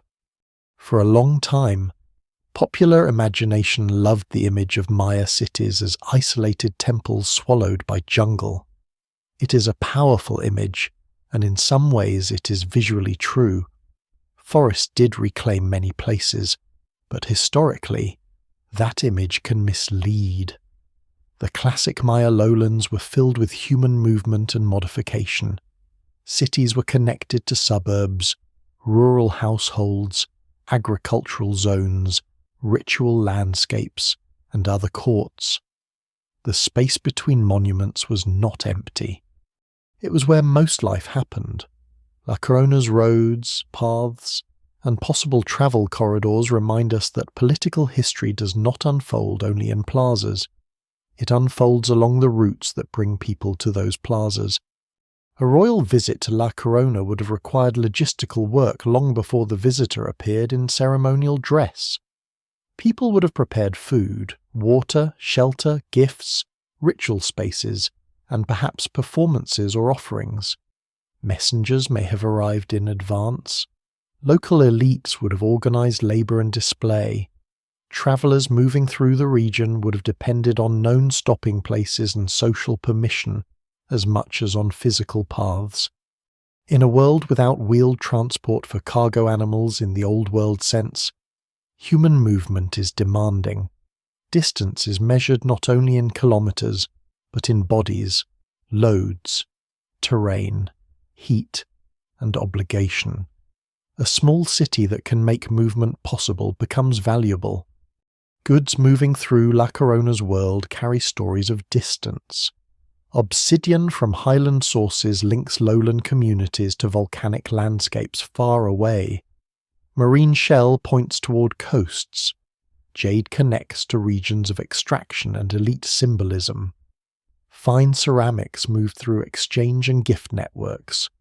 Cloth, though rarely preserved, may travel as tribute or diplomatic wealth. Cacao and other valued products can become part of elite feasting and payment. No single object proves a whole route by itself, and scholars still debate many details of Maya exchange. But together such materials reveal a world in motion. La Corona's political role likely grows from this movement, not apart from it. There is also a symbolic geography at work. Maya landscapes are not only practical: caves, water, hills, forests, temples, and constructed spaces can hold sacred meanings. Routes may connect not just markets and courts, but ritual places and ancestral claims. A city's location can be made meaningful through stories, ceremonies, and names. Saknikte, the white flower, is not merely a label restored by epigraphy. It hints at the poetic and symbolic power that Maya place names could hold. For the people who lived there, La Corona was not a minor site in northwestern Petén. It was a named home, a place with memory, ancestors, obligations, and sacred presence. Seen this way, the city's modest scale becomes less puzzling. La Corona matters because it sits at the meeting point of geography and politics. It is small enough to disappear beneath the forest, yet connected enough to preserve evidence of great dynastic strategy.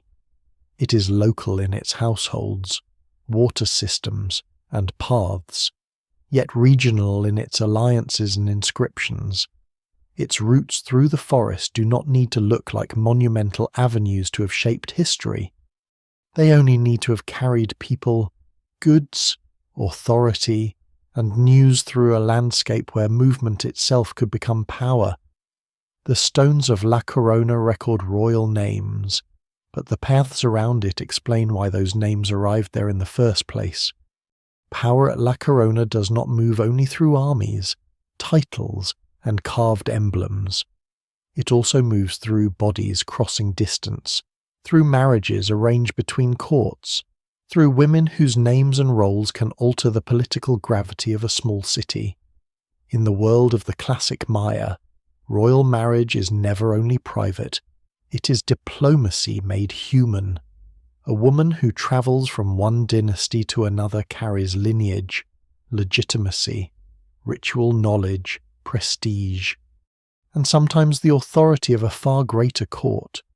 She may arrive with attendants, gifts, textiles, ornaments, and ceremonial obligations. She may stand at the center of alliances that bind one city to another more tightly than any spoken promise could do. At La Corona, this quiet form of power becomes one of the clearest ways to understand why the city mattered. The inscriptions and archaeological evidence suggest that La Corona's relationship with Kaanul was not casual or distant. It was intimate in the political sense, woven through dynastic connections that likely included elite women moving from the sphere of the Snake dynasty into the local court. This detail changes the emotional texture of the story. Kaanul's influence at La Corona was not simply a shadow cast from a faraway capital. It entered households, bloodlines, ceremonies, and perhaps even the daily life of the palace. A marriage alliance could make a small court feel larger than its architecture. It could turn La Corona into a place where Kaanul identity was not just acknowledged, but embodied. In Maya royal politics, lineage is power because ancestry is not merely remembered, it is performed. A ruler's legitimacy depends on descent, ritual timing, ancestral connection, and recognition by other courts. Marriages can strengthen those claims. They can join local ancestry to prestigious foreign blood. They can place a woman of powerful origin at the heart of a smaller dynasty and give her children a claim that stretches beyond the local landscape. This is why royal women in Maya history should not be treated as decorative figures beside male rulers. They often carry the political connections that make a ruler's authority credible. Their movement across the map can reveal the hidden architecture of alliance. At La Corona, the pattern points toward a court deeply invested in such architecture. The city's ruler appear to use their relationship with Kaanul to elevate their own standing, while Kaanul uses La Corona to anchor influence in a strategic region. Marriage makes this relationship durable. A visiting envoy can leave, a military campaign can pass, a gift can be consumed. But a dynastic marriage creates descendants, obligations, memories, and claims that last across generations. It binds political strategy to family life. That is one reason the inscriptions of small courts can carry the names and echoes of great powers. The household becomes a diplomatic instrument. This does not mean such marriages were simple or equal. They may have offered honour, but they also carried pressure. A woman entering La Corona from a more powerful dynasty might elevate the local court, but she also signals that the local court stands within a hierarchy. Her presence may be a privilege and a reminder. The local ruler gains prestige through association, yet the association itself marks dependence. Scholars still debate the exact nature of many Maya political relationships, and the evidence remains incomplete. But the structure is familiar enough. Smaller courts often survive by turning subordination into status. They become important because they are close to power, even when that closeness comes with constraints. The role of envoys adds another layer. Courts like La Corona do not remain connected by marriage alone. They require communication, messengers, representatives, ritual visitors, and elite travellers move between centres carrying news, gifts, instructions, and ceremonial expectations. These figures may not always appear clearly in the archaeological record, but their presence is implied by the political world the inscriptions describe. A royal visit recorded in stone is only the visible tip of a much larger chain of movement. Before the visitor arrives, someone sends word. Someone prepares the reception. Someone negotiates gifts, titles, and ritual timing. After the ceremony, someone carries the memory outward again. La Corona's plaza may therefore have served at times as a stage for regional diplomacy. Imagine not a vast imperial capital, but a smaller court carefully arranging itself for moments of display. Painted walls, plastered platforms, textiles, feathered ornaments, carved monuments, incense, food, music, and controlled movement create an atmosphere in which politics can appear sacred and inevitable. A ruler stands in relation to ancestors and patrons. A royal woman's lineage is remembered. A visiting representative of Kaanul confirms the hierarchy. Local nobles witness and participate. Ordinary residents may see only parts of the ceremony, but they understand that something larger than daily life is being enacted in front of them. One lesser-known and revealing detail from La Corona's later archaeological record is the attention given to elite female identity beyond the inscriptions of dynastic marriage. A burial from the 7th to 8th century, associated with a woman of high status, suggests that female authority at La Corona could also be expressed through craft, ritual, and local belonging. The evidence has been interpreted carefully. Because a grave is not a biography, and objects placed with the dead can carry symbolic meanings that are not always straightforward. Yet the pattern is striking. Items connected with textile production and elite identity may point toward a woman whose role was not passive, but socially and ritually significant. Weaving, in Maya society, is not merely domestic labour. It can be tied to status, gendered skill, tribute, symbolism, and the production of materials essential to courtly display. This matters because cloth rarely survives in the tropical lowlands, while stone does. The result is an imbalance in memory. We see the carved king because limestone endures. We lose the woven mantle, the patterned garment, the banners, the wrappings, the cords, the fine textiles that made royal bodies visible as royal bodies. Women's labour and authority can therefore vanish more easily from the archaeological imagination, not because it was unimportant, but because its materials decay. La Corona's evidence pushes against that imbalance. It suggests a court where power is made not only by carving monuments, but by weaving political threads in the most literal and symbolic senses. The phrase is almost too fitting for the city. La Corona is a place where history survives in threads, threads of marriage, threads of text, threads of trade, threads of loyalty, threads of memory pulled between Guatemala's local landscape and the wider Kaanul order. A royal woman arriving from a powerful dynasty may change the direction of those threads. A local noblewoman associated with weaving may embody another form of authority, one rooted in skilled production, ritual value, and community identity. Both remind us that the history of a Maya court cannot be reduced to male succession lists, even when inscriptions tend to foreground male rulers. There is also a human dimension that the formal language of archaeology can easily flatten. These women lived within courtly expectations that were grand, restrictive, and meaningful all at once. They may have travelled far from familiar places. They may have learned the rhythms of another court, another landscape, another political household. They may have raised children whose identities connected multiple dynasties. They may have participated in rituals where their clothing, ornaments, ancestry, and presence communicated messages no less important than carved glyphs. The evidence does not allow a full emotional biography, and it would be careless to invent one too strongly. But what survives suggests that their roles were central to the way La Corona attached itself to power. Through queens, noblewomen, and envoys, La Corona becomes more than a strategic point on a map. It becomes a place of negotiated identity.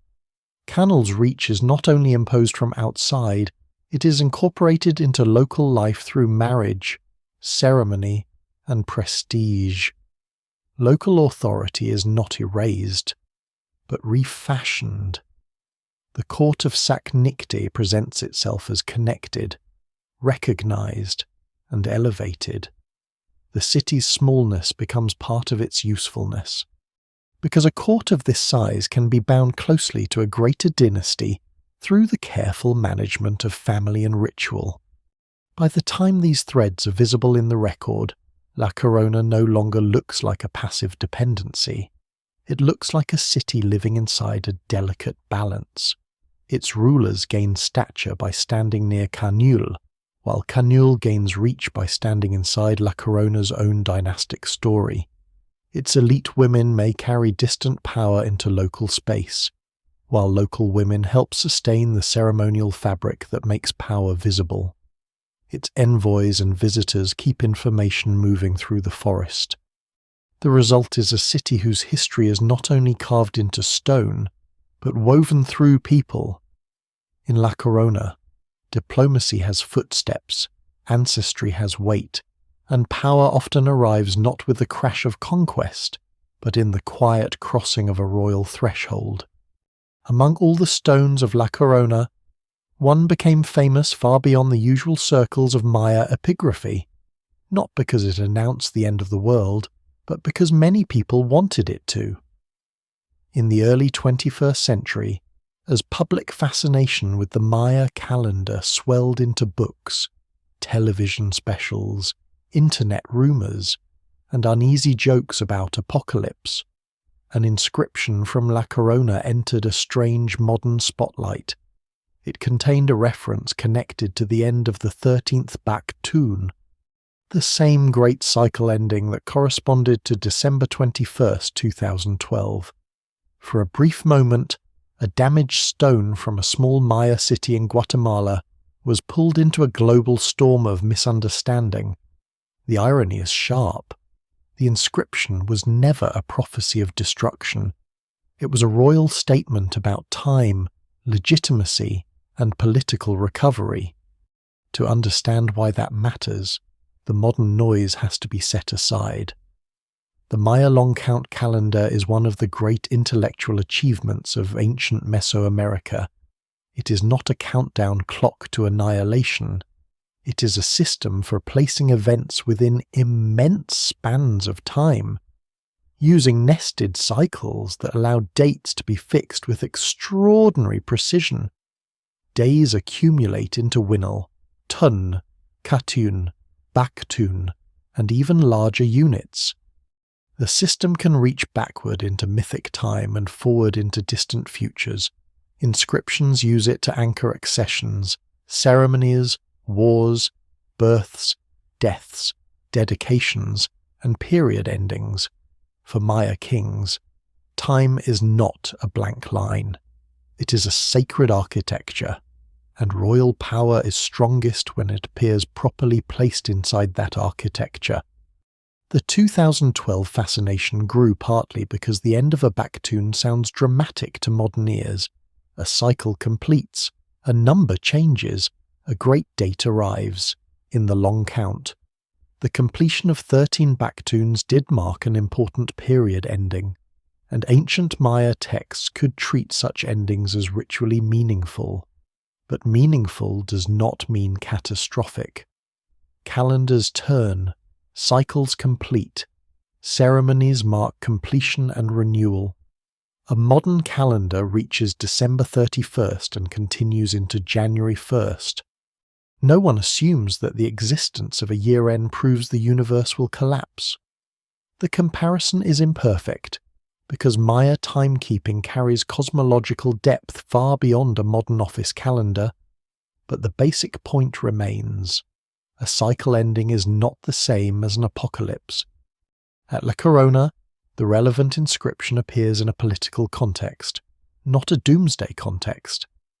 The text is linked to the troubled world of the late 7th century, when Kaanul power is under pressure and the political order of the lowlands is being tested by rivalry and defeat. The great Snake Kingdom has suffered a major blow at the hands of Tikal in 695, when the powerful Kaanul king Yuknum Yichak faces a reversal that shakes the prestige of his dynasty. In the aftermath, royal authority needs repair, prestige must be restated, allies must be reassured, history must be arranged so that loss does not become the final word. This is the world in which La Corona's inscription makes sense. The text refers to events involving the Kaanul ruler and La Corona, and it reaches beyond the immediate present to the future 13th Baktun ending. That leap in time is not random. It places political action inside a grand temporal frame. A ruler facing crisis can strengthen his legitimacy by connecting his reign and ceremonies to vast cycles that outlast defeat. The message is not that the world will end in 2012. It is that royal power is being described in relation to cosmic time. The damaged inscription gives a glimpse of a court using the calendar as a form of political language, the way rulers elsewhere might invoke ancient ancestors, sacred foundations, or divine favour to stabilize authority after danger. This makes the La Corona inscription far more interesting than the modern myth attached to it. If it had truly been an apocalypse prophecy, it would be simple and sensational, because it is not. It reveals something subtler: how ancient rulers could use deep time to speak about immediate power. The future period ending becomes a rhetorical horizon. By referring to a date far beyond the lives of those present, the text enlarges the meaning of a contemporary ceremony. It says, in effect, that this royal order is part of a vast and durable structure of time. The evidence remains incomplete, and details of interpretation continue to be refined. But the broad meaning is clear enough. This is politics dressed in cosmology, not a prediction of global ruin. The misunderstanding around 2012 also shows how easily ancient knowledge can be flattened when removed from its cultural setting. The Maya calendar was turned in popular culture into a mystery machine, stripped of the scholars, priests, scribes, rulers, and communities who actually used it.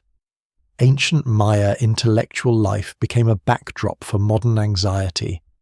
Complex inscriptions were reduced to a date. A sophisticated calendar became a rumor. La Corona's stone was dragged into that world because it mentioned a famous cycle. but the inscription itself belongs to a far more grounded story, the relationship between a small Guatemalan court and a wounded great dynasty trying to preserve its authority. For the people of La Corona, the calendar was not abstract mathematics alone. It shaped ritual life. Period endings could be marked by ceremonies, offerings, monument dedications, and public displays. A date placed in stone gave an event permanence and sacred order. The scribes who carved these texts understood that time could be counted, named, and made politically useful. A day was never just a day when linked to royal action. It could become evidence that a ruler acted at the proper moment, under the proper signs, in continuity with cosmic patterns. That is the genius of the inscription. It makes a local event resonate with a timescale almost beyond ordinary imagination.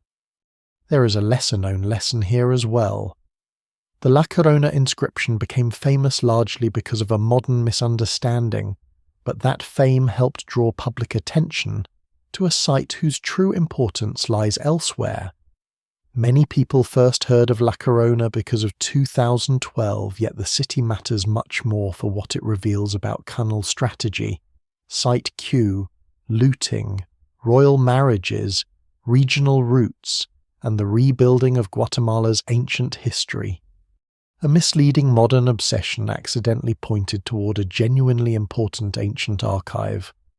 It is a strange path back to knowledge, but archaeology often follows strange paths. The text also reminds us that Maya scribes and rulers were not trapped in short horizons. They thought across enormous spans. They placed mythic past, dynastic present, and distant future into the same conceptual world. This capacity to think with deep time is one of the most striking features of Maya historical writing. It does not mean every future reference is prophecy. It means the calendar gives writers a way to connect human events to cosmic duration. In La Corona's case, that connection serves a political purpose rooted in a very specific historical crisis.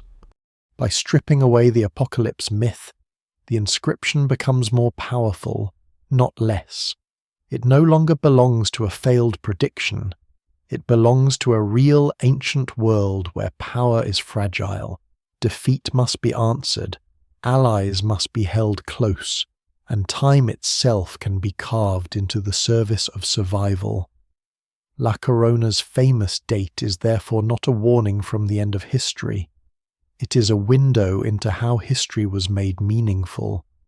A small city's stone reaches toward a future its carvers would never see, and more than 13 centuries later, that future arrives with confusion, fascination, and finally a clearer understanding.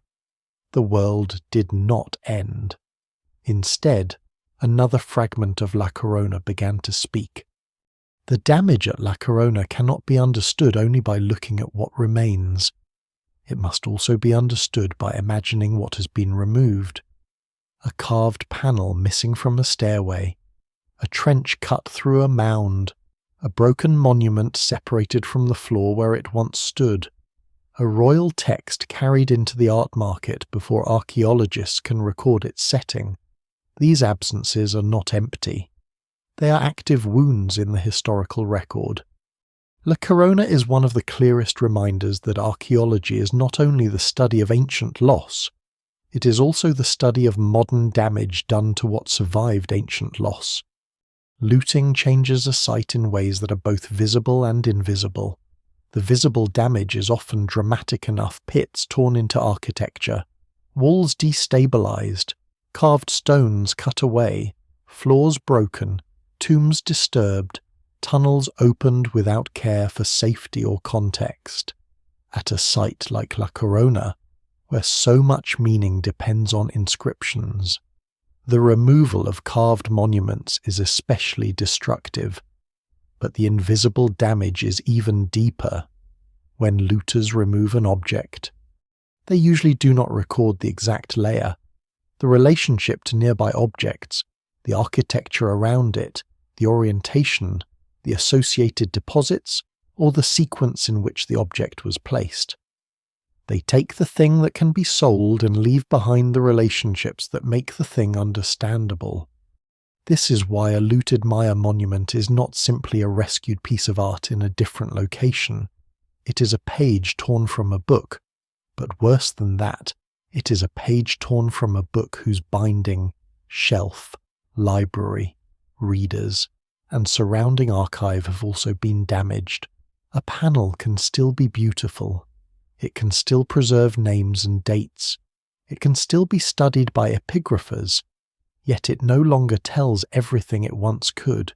If it belonged to a staircase, its position among other steps might have formed a narrative sequence. If it faced a plaza, its audience and ceremonial function might have been part of its meaning. If it was connected to a shrine, a burial, or a dedicatory deposit, that relationship may now be gone forever. The evidence remains incomplete not because the ancient Maya failed to leave enough traces, but because some of those traces were broken in the modern age. La Corona's story begins in part because of looting, and that fact gives it a bitter irony. The scattered Site Q panels attract scholarly attention because they are extraordinary. Their inscriptions are rich enough to suggest a hidden city of real political importance. Without them, La Corona's larger historical significance might have taken longer to recognize. But the same process that made the mystery visible also damaged the answer. The city is found through fragments that had been removed from it. Its identity is recovered through stones that testify to their own displacement. That is why La Corona carries a moral tension from the beginning. Discovery and destruction are entangled. The international market for Maya antiquities did not appear from nowhere. It grew from a network of demand, money, prestige, and unequal power. Collectors wanted rare objects.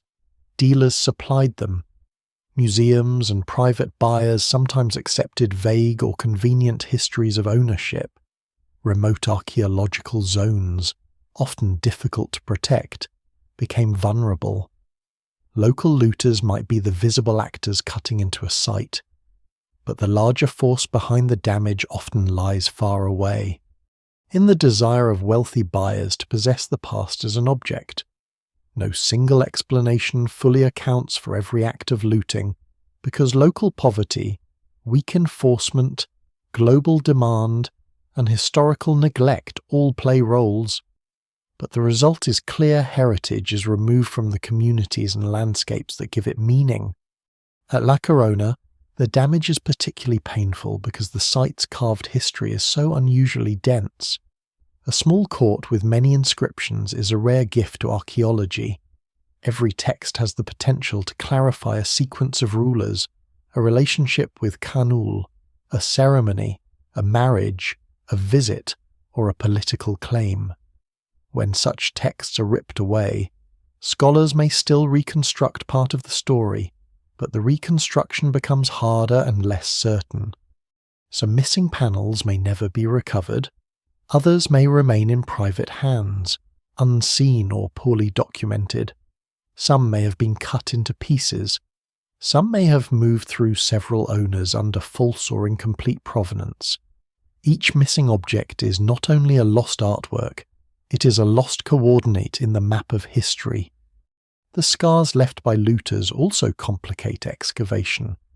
Archaeologists arriving after destruction must first understand the damage before they can understand the ancient site. A trench may expose architecture, but in a violent and uncontrolled way. Soil layers are mixed, objects are displaced, walls may collapse. Later roots and erosion enter the disturbed spaces. Researchers must ask whether a broken stone lies where ancient people placed it, where collapse dropped it, or where looters abandoned it. They must distinguish ancient destruction from modern disturbance, ritual breakage from commercial cutting, original deposits from debris moved by people seeking saleable objects. The work becomes not only archaeology of the Maya city, but forensic archaeology of its violation. There is another loss that is harder to measure: the loss to Guatemala's public memory. La Corona is part of Guatemala's ancient heritage, part of a landscape where Maya history is not an abstract subject, but a deep cultural inheritance. When monuments leave the country illegally or without proper record, they do not simply disappear from scientific context. They are taken from the broader story of place. A carved panel in a private room cannot speak to the forest, to the local communities, to the national history, or to the descendants of the broader Maya world in the same way it could when studied, protected, and interpreted in relation to its origin. What survives in the record suggests that La Corona was tied to major political events, but modern looting made that history more difficult for Guatemala to reclaim. The harm is not only about ownership, it is about knowledge. Archaeology depends on patience, because context is often fragile. A tiny fragment of charcoal can date a floor.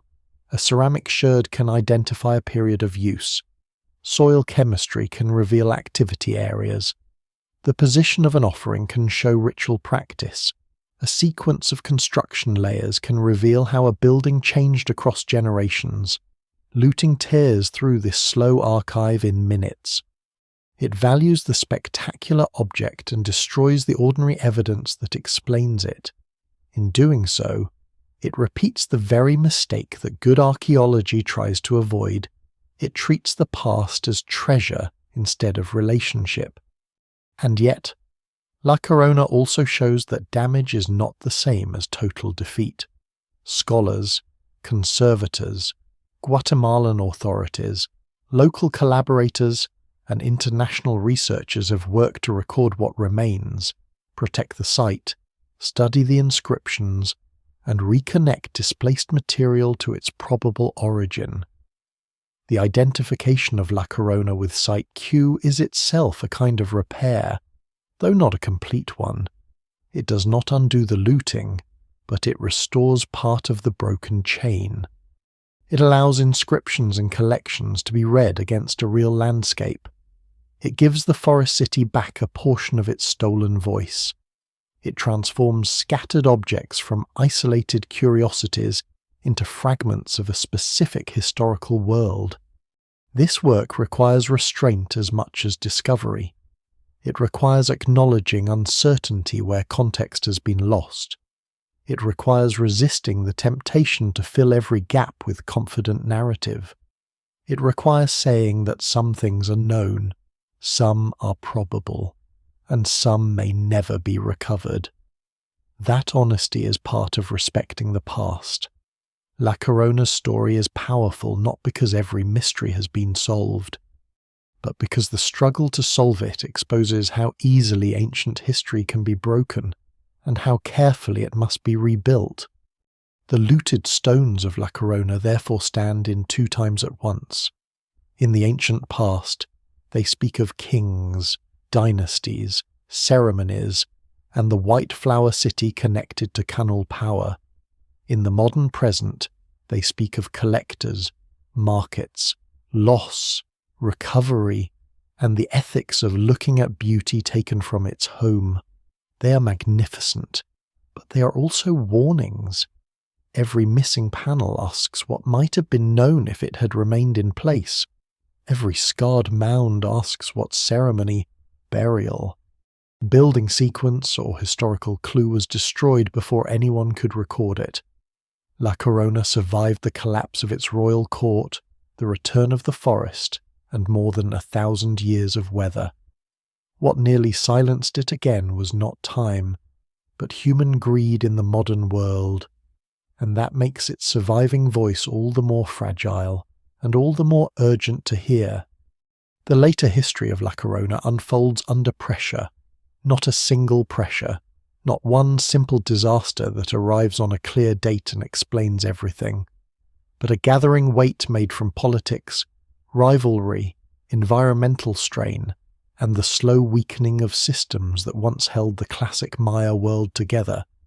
The stones of La Corona preserve moments of alliance and ceremony. But behind those public claims there is a more unstable reality. Great dynasties rise, struggle, recover, and falter. Smaller courts depend on patrons who may themselves become vulnerable. Routes that once carry prestige may also carry danger. A city tied closely to power can shine in the glow of that power, but it can also tremble when the larger order begins to fracture. For La Corona, the connection to Kaanul is both strength and risk.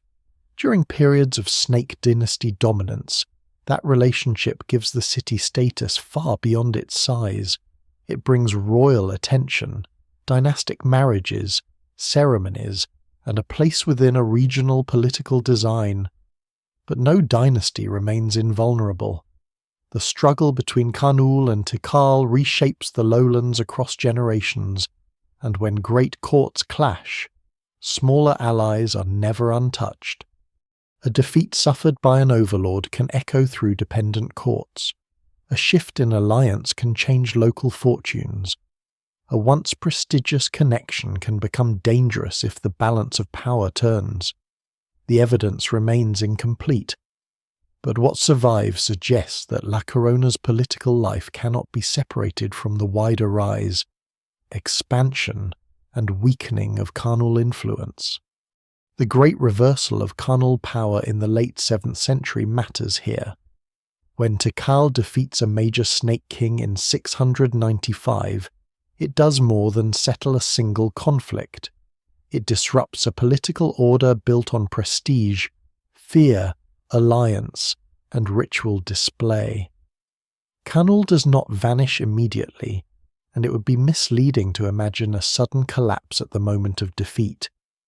Powerful dynasties can absorb blows, reorganize, and continue to command loyalty for some time, yet prestige is fragile. In the classic Maya world, authority depends on public memory and visible success. A defeated dynasty must repair its image. Allies must be reassured. Ceremonies must restate continuity.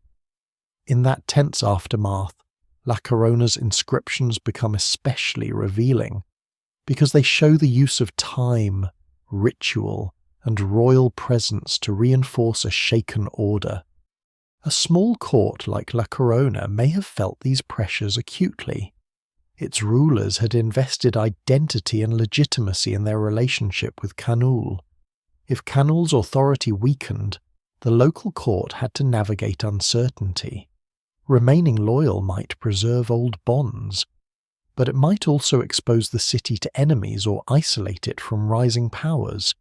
Shifting allegiance might offer survival, but it could undermine dynastic memory carved over generations. No single explanation fully accounts for the decisions such courts made, because the inscriptions rarely confess anxiety. They present order. They show ceremonies completed, titles maintained, histories aligned. But the very need to carve and restate such claims may indicate how much effort was required to hold authority together. Warfare in the Maya world is not always easy to track archaeologically at every site, but its presence is clear across the historical record. Captures, defeats, attacks, and political reversals appear in inscriptions from many centres. Fortifications, burned buildings, defensive changes, and sudden shifts in settlement can sometimes reveal conflict on the ground. La Corona's story belongs within that wider world of danger. A strategically connected city can be valuable precisely because it sits near routes and networks, but that same value can make it vulnerable. Roads through the forest do not only bring royal visitors and trade goods, they can also bring hostile forces, political pressure, and news of distant defeats. At the same time, political instability is not the whole story. The classic Maya lowlands also face environmental stress, especially in the centuries leading toward the broader collapse of many southern lowland royal courts. Paleoclimate research points to episodes of drought during the terminal Classic period, though scholars still debate regional variation, timing, severity, and how different communities responded. Drought alone does not explain the Maya collapse, and it should not be treated as a simple switch that turned civilization off. The Maya had lived with seasonal water challenges for centuries and developed sophisticated strategies for managing them. But prolonged or repeated drought could intensify existing pressures. It could strain reservoirs, reduce agricultural reliability, increase competition, and weaken the ability of rulers to host feasts, sponsor rituals, organize labor, and present themselves as guarantors of cosmic and earthly order. For La Corona, a city in the forested lowlands whose political life depended on connection and ceremony, environmental stress would have mattered in practical and symbolic ways. Water systems needed maintenance, fields needed stable rhythms, households needed predictability, elites needed surplus to support courtly display. If rainfall became less reliable, daily life would not collapse instantly, but the margin of safety could narrow. A bad year might be survivable. Several bad years, layered onto political rivalry and shifting alliances, could change the texture of life. The court's carved claims of order might begin to stand against a reality that felt increasingly difficult to manage. The fragility of Maya kingship lies partly in its grandeur. Rulers are not merely political managers. They are ritual actors whose authority is tied to proper relationships with gods, ancestors, time, and community. When harvests fail, water grows scarce, enemies advance, or alliances break. The ruler's sacred image can become vulnerable. People may not abandon belief all at once, and they may not interpret hardship in a single way, but repeated stress can damage confidence in royal power. A court that cannot protect, feed, organize, or connect its people as before may find its monuments less persuasive. Stone can preserve authority after the ceremony ends, but stone cannot by itself fill a reservoir or secure an alliance. La Corona's dependence on larger networks may have created another kind of vulnerability. A city integrated into a powerful political system benefits from that system while it functions. It receives prestige, visitors, goods, spouses, and recognition. But when networks weaken, the smaller nodes can be left exposed. If Kaanul's reach contracts, if rival powers interrupt routes, if trade becomes less reliable, or if elite exchanges decline, La Corona's court loses part of the structure that made it important. Its local resources may still sustain a community, but the political identity carved into its monuments becomes harder to maintain. A city built as a hinge suffers when the door no longer swings. This process should be imagined as gradual rather than theatrical. The end of classic Maya court life in many places is not a single night of flames and silence. It is often a long unravelling. Building projects slow. Monument carving becomes less frequent or stops. Elite tombs and offerings change. Populations shift. Some households remain while royal institutions fade. People adapt, move, reorganize, or continue life in altered forms. The collapse is not the disappearance of the Maya people. It is the transformation and breakdown of particular political systems, especially the divine kingship and courtly structures that had dominated many lowland cities. That distinction is essential. The people do not vanish from history. The royal order changes, fractures, and in many places loses its former shape. At La Corona, the later pressure is felt most hauntingly through the thinning of the record. A city that once speaks through inscriptions grows quieter. The carved texts that had linked local rulers to Kaanul, to ceremonies, to deep time, and to regional politics no longer continue with the same force. Silence in archaeology can be difficult to interpret. It may mean abandonment, reduced resources, changed political priorities, loss of elite sponsorship, or simply gaps in preservation. Scholars still debate many details of La Corona's final centuries, yet the broader pattern fits the lowland world around it. The old courtly system that gave the city its special role begins to lose coherence. The pressure on La Corona is therefore not the story of one catastrophe. It is the story of a small but important city tied to a great dynasty during an age when greatness itself becomes unstable. Warfare shakes prestige. Drought may intensify hardship. Routes become uncertain. Alliances lose reliability. Ritual authority strains under practical demands. The forested city that once mattered because it connected larger powers now faces a world in which those powers no longer command the same confidence.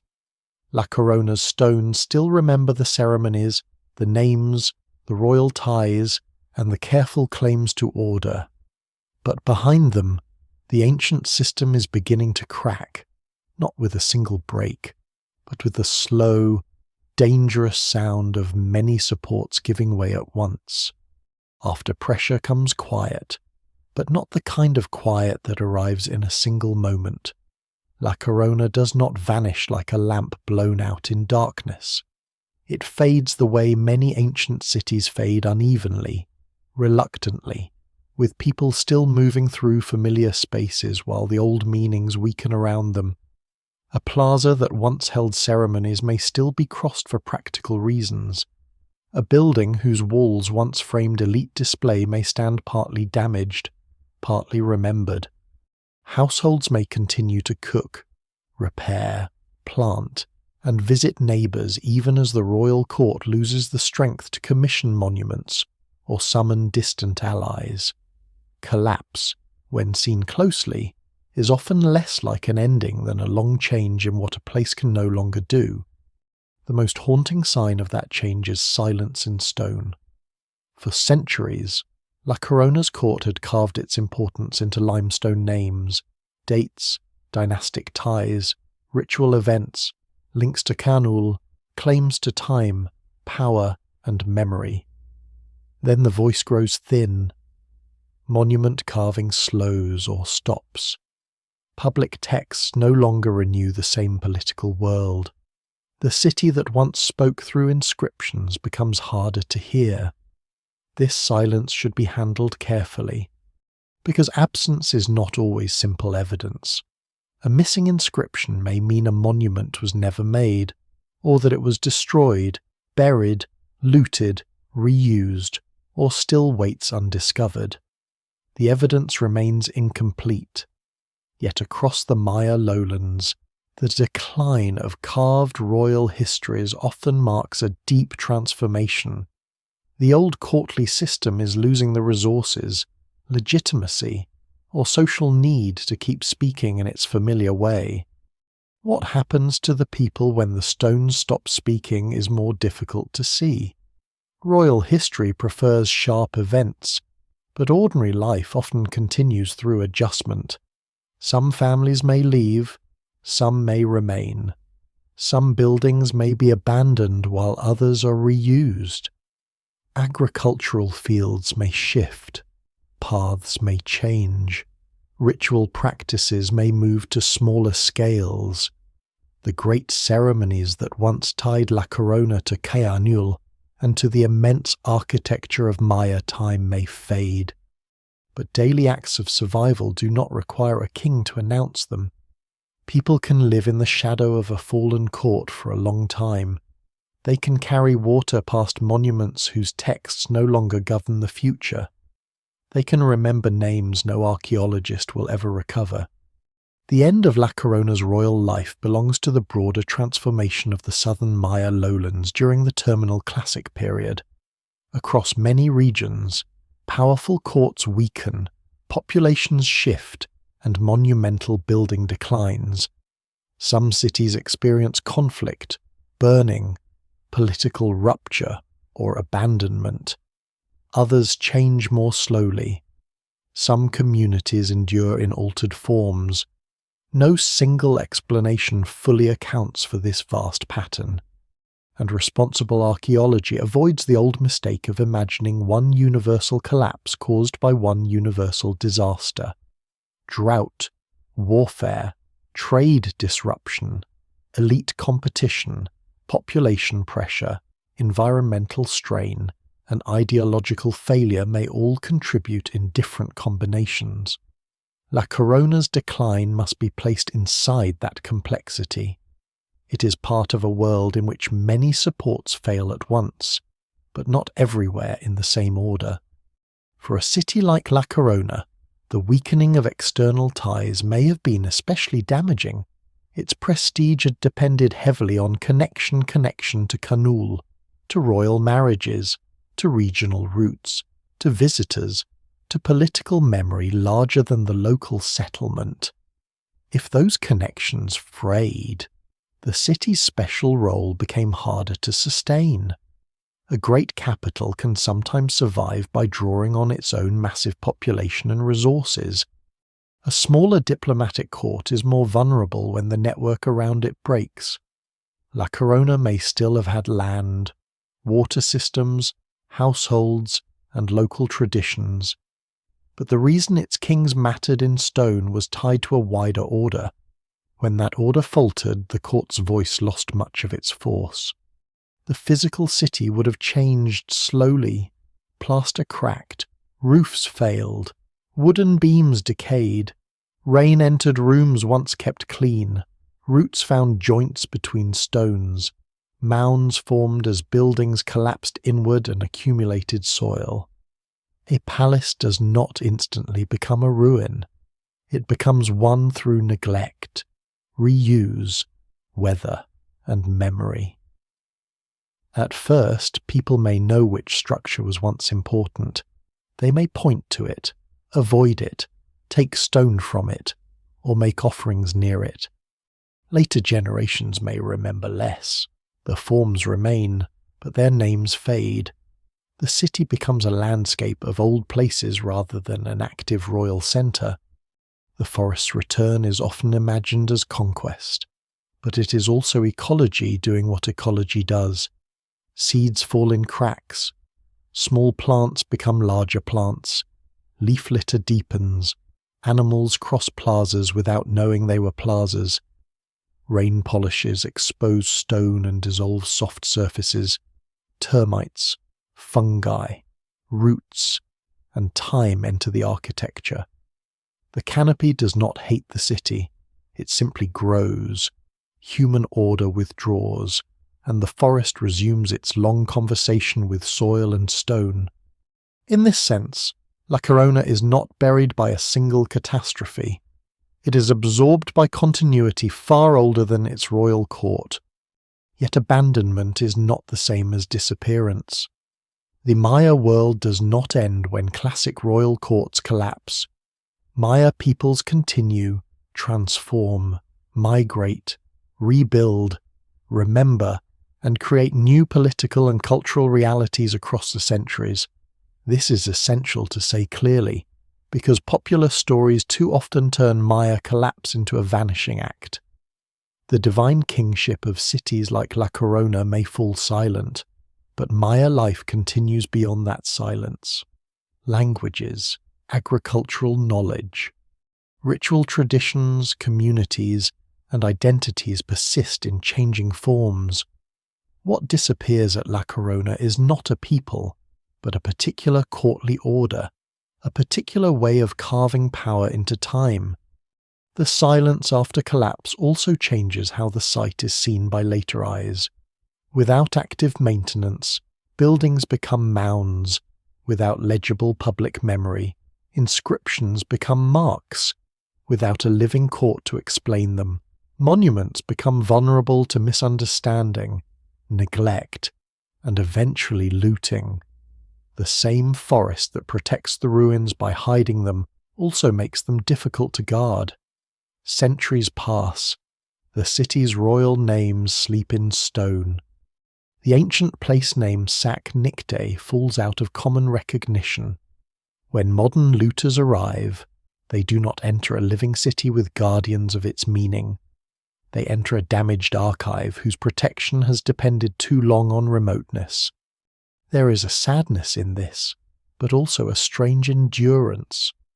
La Corona survives because not everything is destroyed. Enough stone remains, enough signs remain, enough architecture stands under the earth to hold the shape of a city. Enough connections survive in looted and in situ monuments to restore the outlines of its history. The silence is long, but not total. It waits for people capable of reading it. By the time archaeologists return La Corona to the historical map, the city has spent more than a millennium in altered states of memory, first as a living court, then as a fading place, then as a forest-covered ruin, then as a source of stolen fragments, and finally as an archaeological key to a lost political landscape. Its collapse is not the end of the story because ruins do not end history. They change its language. La Corona no longer speaks through ceremonies in its plazas. It speaks through broken panels, disturbed buildings, lidar maps, excavation notes, and glyphs read after centuries of silence. The forest covers the stones, but it does not erase them. Beneath the canopy, the old city remains, waiting for history to learn how to listen again. To rebuild La Corona is to rebuild more than a city. It is to rebuild a missing part of Guatemala's ancient historical memory, one fragment at a time, against the damage of looting, the pressure of the forest, and the long habit of seeing only the largest Maya capitals as the true centers of the past. La Corona asks for a different kind of attention. It asks scholars to look carefully at a smaller court, a damaged archive, a cluster of carved stones, a landscape of roots, and a political relationship that once tied northwestern Petén to some of the most powerful dynastic forces in the classic Maya world. The work is not only excavation, it is restoration of context. Modern archaeology at La Corona depends on many disciplines working together. No single tool can solve the city alone. Epigraphers read the hieroglyphs and compare names, dates, titles, and place signs. Archaeologists map architecture, study settlement patterns, excavate floors, document looters' trenches, and reconstruct building sequences. Specialists analyze ceramics, stone, bone, shell, soil, isotopes, burial contexts, and environmental evidence. Remote sensing reveals features hidden beneath the canopy. Conservation work stabilizes what remains so that the site does not lose more history after being found. Each method supplies a different kind of clue. Together, they turn a forested ruin into a historical landscape. The most dramatic change in recent decades has been the ability to see beneath the trees from above. Lidar does not replace excavation, but it changes the questions archaeologists can ask. By sending laser pulses through gaps in the canopy and measuring the ground beneath, Lidar produces detailed models of terrain hidden by vegetation, mounds, terraces, causeways, reservoirs, platforms, depressions, and settlement patterns can appear where the eye sees only forest. For a site like La Corona, this matters greatly. It helps place the ceremonial core within a wider inhabited world. It shows that the city is not an isolated pocket of ruins, but part of a larger landscape shaped by human labor. Yet lidar can also mislead if treated as magic. A shape in the data is not automatically a palace, road, field, or shrine. It must be checked on the ground. It must be dated, excavated, and understood in relation to the surrounding evidence. The evidence remains incomplete. and responsible archaeology does not pretend that every raised line or mound has an immediate meaning. Still, lidar gives La Corona back its scale in a new way. It reveals possible relationships between structures, water systems, and surrounding settlements that would take far longer to recognize only on foot. In a forest where visibility is measured in meters, lidar gives scholars the first broad breadth of the ancient terrain. Epigraphy gives another kind of vision. It does not strip away the canopy, it strips away silence. The inscriptions of La Corona restore names that had nearly vanished from history.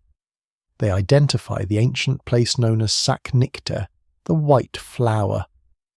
They connect local rulers to Kaanul. They preserve traces of ceremonies, visits, dynastic marriages, and political memory.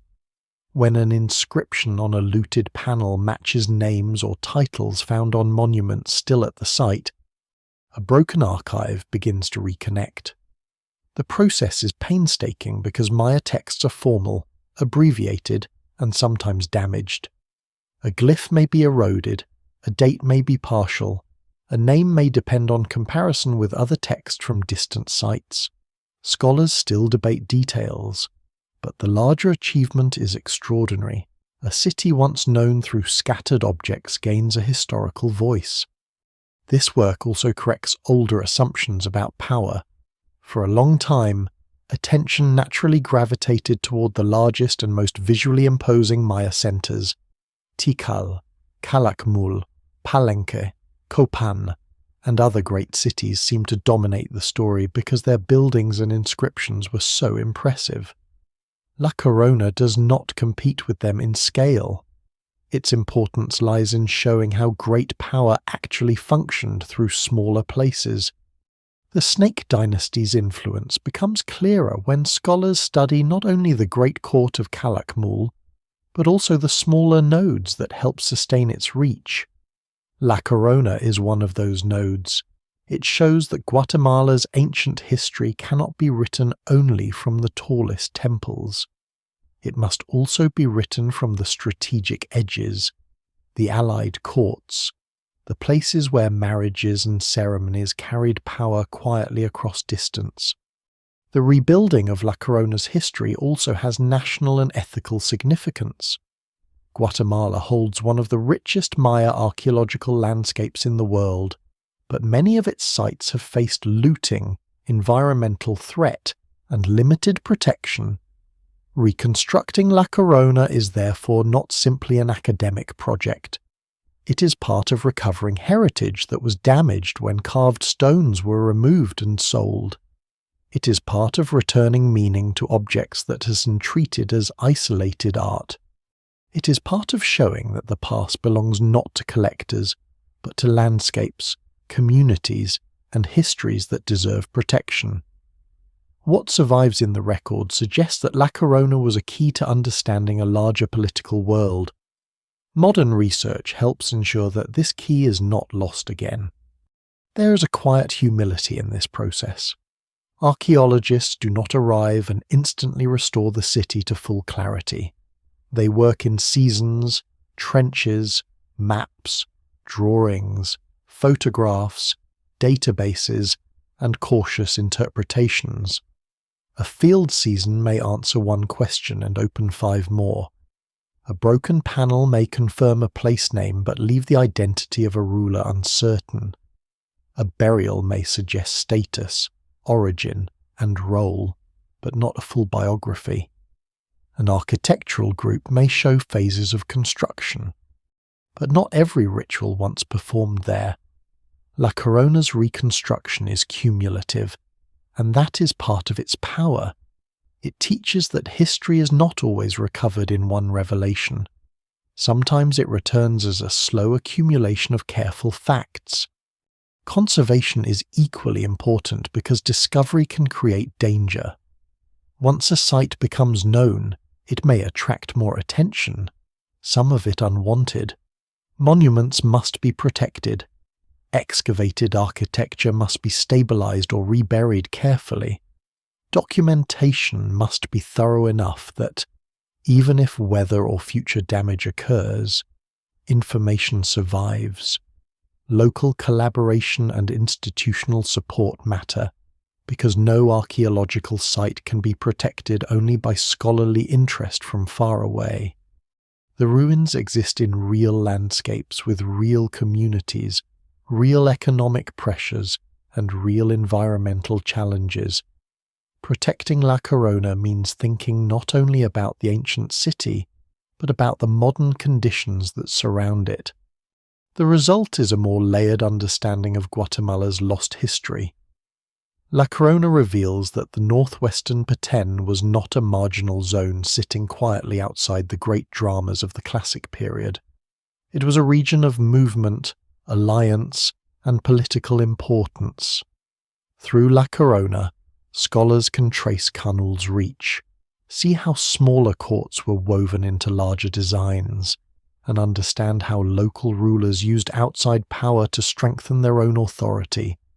The city becomes a lens through which the ancient Maya world appears less like a map of isolated capitals and more like a dense network of relationships. There is something fitting about the fact that La Corona is rebuilt through fragments.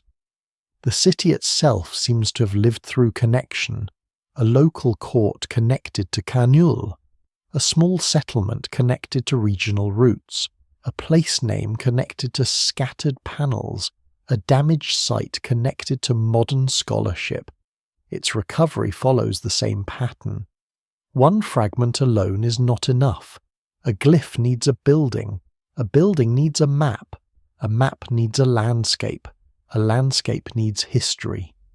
Only when these pieces are brought together does La Corona begin to show what it once was. Even then, the final image remains unfinished. Some stones are missing, some contexts are destroyed, some names may never be read, some lives will remain invisible except through the faint marks of daily labour. But enough has returned to change the story. La Corona is no longer just a looted mystery or a minor ruin hidden by the forest. It is a city that helps restore the complexity of ancient Guatemala, its dynasties, its alliances, its roots, its women of power, its scribes, its ordinary households, and its fragile archives of stone. The rebuilding is not complete, and perhaps it never will be. But each recovered detail pulls the white flower back from silence, petal by petal, into history. La Corona's legacy is not the legacy of a city that dominates by grandeur. It is the legacy of a city that changes the story because it was almost missed. Beneath the canopy of northwestern Guatemala, its platforms and plazas do not immediately announce the scale of the history they hold. Its buildings are modest beside the towering centers that usually command attention, yet the stones of La Corona have forced scholars to look again at how the ancient Maya world was connected, how power traveled, how small courts mattered, and how easily an essential part of history can be hidden in the spaces between famous names. The city's final importance lies in this reversal of expectation. La Corona is not great because it was enormous. It is great because it reveals what size alone cannot measure. The old mystery of Site Q gives the city a modern drama that few archaeological places possess. For decades, carved panels drifted through collections and scholarship like pieces of a royal archive without an address. They carried dates, names, and political signals, but their origin was uncertain. When La Corona emerged as the missing source, the story did not simply solve a puzzle, it restored geography to memory. The stones were no longer beautiful fragments from nowhere. They belonged to a real landscape, to Sac Nicte, the white flower, to a court in Guatemala whose history had been scattered by looting and nearly swallowed by forest. That recovery is partial, and the evidence remains incomplete. But even a partial recovery can transform an entire region of the past. What La Corona gives back is a view of power in motion. Through its inscriptions, The Kaanul dynasty becomes less like a distant abstraction and more like a living network. The Snake Kings do not appear only in the monumental setting of great capitals. They appear in marriages, visits, ceremonies, titles, and local claims carved far from their main centres of authority. They appear in the way a small court presents itself, in the way royal women link dynasties, in the way local rulers borrow strength from a wider order. La Corona shows that classic Maya politics was not only a story of rival giants, it was also a story of hinges, allies, corridors, and carefully managed relationships. This is why the city matters so much to Guatemala's lost history. It brings the northwestern Petén into sharper focus as a region of strategy and connection, not a peripheral zone waiting outside the major dramas of the lowlands. It shows that a city can be politically central without being physically immense. It reminds us that the ancient Maya world was not a scattered arrangement of isolated ceremonial centres, but a dense and changing landscape of households, courts, roads, water systems, fields, shrines, rivalries, and alliances. The forest may have hidden these relationships for centuries, but it did not erase them. La Corona also leaves a warning. This site teaches how fragile the past becomes when context is destroyed. A looted monument may still be read, but it can no longer speak with its full voice. A stolen panel may preserve a king's name while losing the building, plaza, ritual setting, and human relationships that once gave that name meaning. The modern recovery of La Corona is therefore shadowed by what cannot be recovered. Some panels may remain lost. Some contexts have been cut apart. Some ceremonies, burials, offerings, and ordinary lives have been damaged beyond reconstruction. No single explanation fully accounts for all that vanished, because disappearance happens through many forces: collapse, erosion, forest growth, human forgetting, and modern greed. Yet La Corona is not only a warning, it is also a measure of endurance. The stones survive, the glyphs survive, the place name survives, the traces of women, rulers, envoys, artisans, farmers, and scribes survive in uneven but meaningful ways. The city's recovery shows what patient scholarship can do when epigraphy, excavation, remote sensing, conservation, and ethical responsibility work together. It shows that history is not simply found, it is rebuilt, tested, corrected, and protected. Each recovered detail gives La Corona a little more shape: a court tied to Kaanul, a strategic node in the forest, a damaged archive, a place where time was carved into political memory. In the end, La Corona changes the emotional scale of Maya history.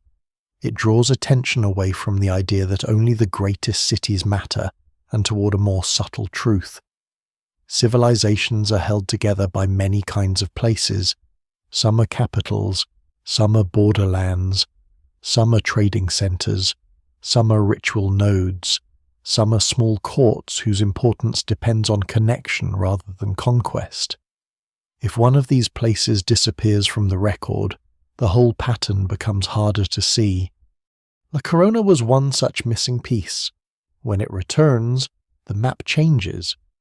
The White Flower City remains incomplete, but incompleteness is part of its power. It does not offer a perfectly preserved window into the past. It offers something more honest: broken stones, partial texts, damaged buildings, and enough surviving evidence to show that a forgotten place once stood close to the center of great events. Its legacy is the realization that history often survives at the edge of silence, waiting in fragments too small for pride but too important to ignore. Beneath the canopy, La Corona still holds that lesson. The forest presses close, rain moves over limestone, roots grip old walls, and somewhere inside the green stillness, the carved memory of a small Maya city continues to widen the story of an ancient world. The story of La Corona ends quietly, because some histories do not end with a final fall or a last king stepping into darkness. They end in layers. A ceremony is remembered less clearly. A carved date loses its living audience. A palace wall begins to crack. A path grows narrow. A name once spoken in the plaza becomes a pattern on stone, and then the stone itself lies under leaves, waiting for someone to read it again. Time does not erase everything at once.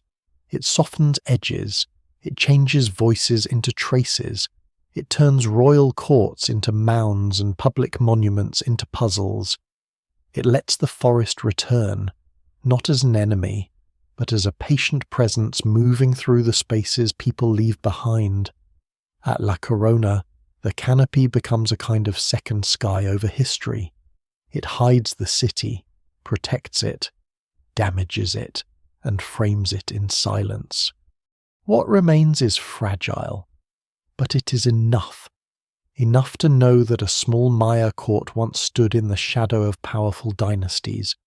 Enough to know that people travelled there, married there, worked there, carved there, prayed there, ate there, and watched their rulers bind local life to vast cycles of time. Enough to know that history is not only held by the largest temples or the most famous capitals. It can survive in a broken stairway, a damaged glyph, a looted panel brought home in meaning if not always in stone. La Corona reminds us that human stories are often thinner than we wish, but stronger than we expect. They can be scattered across museums, buried under roots, hidden in satellite data, or folded into a single place name.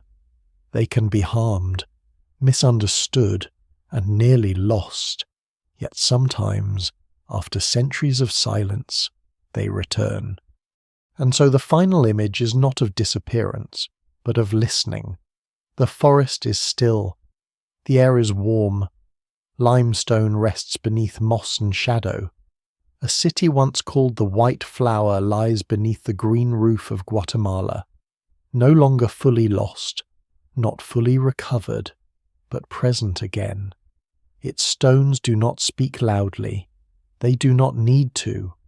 They have waited through kings, collapse, rain, looting, and time itself, and in their quiet endurance. They remind us that memory can survive even when the world that made it has disappeared.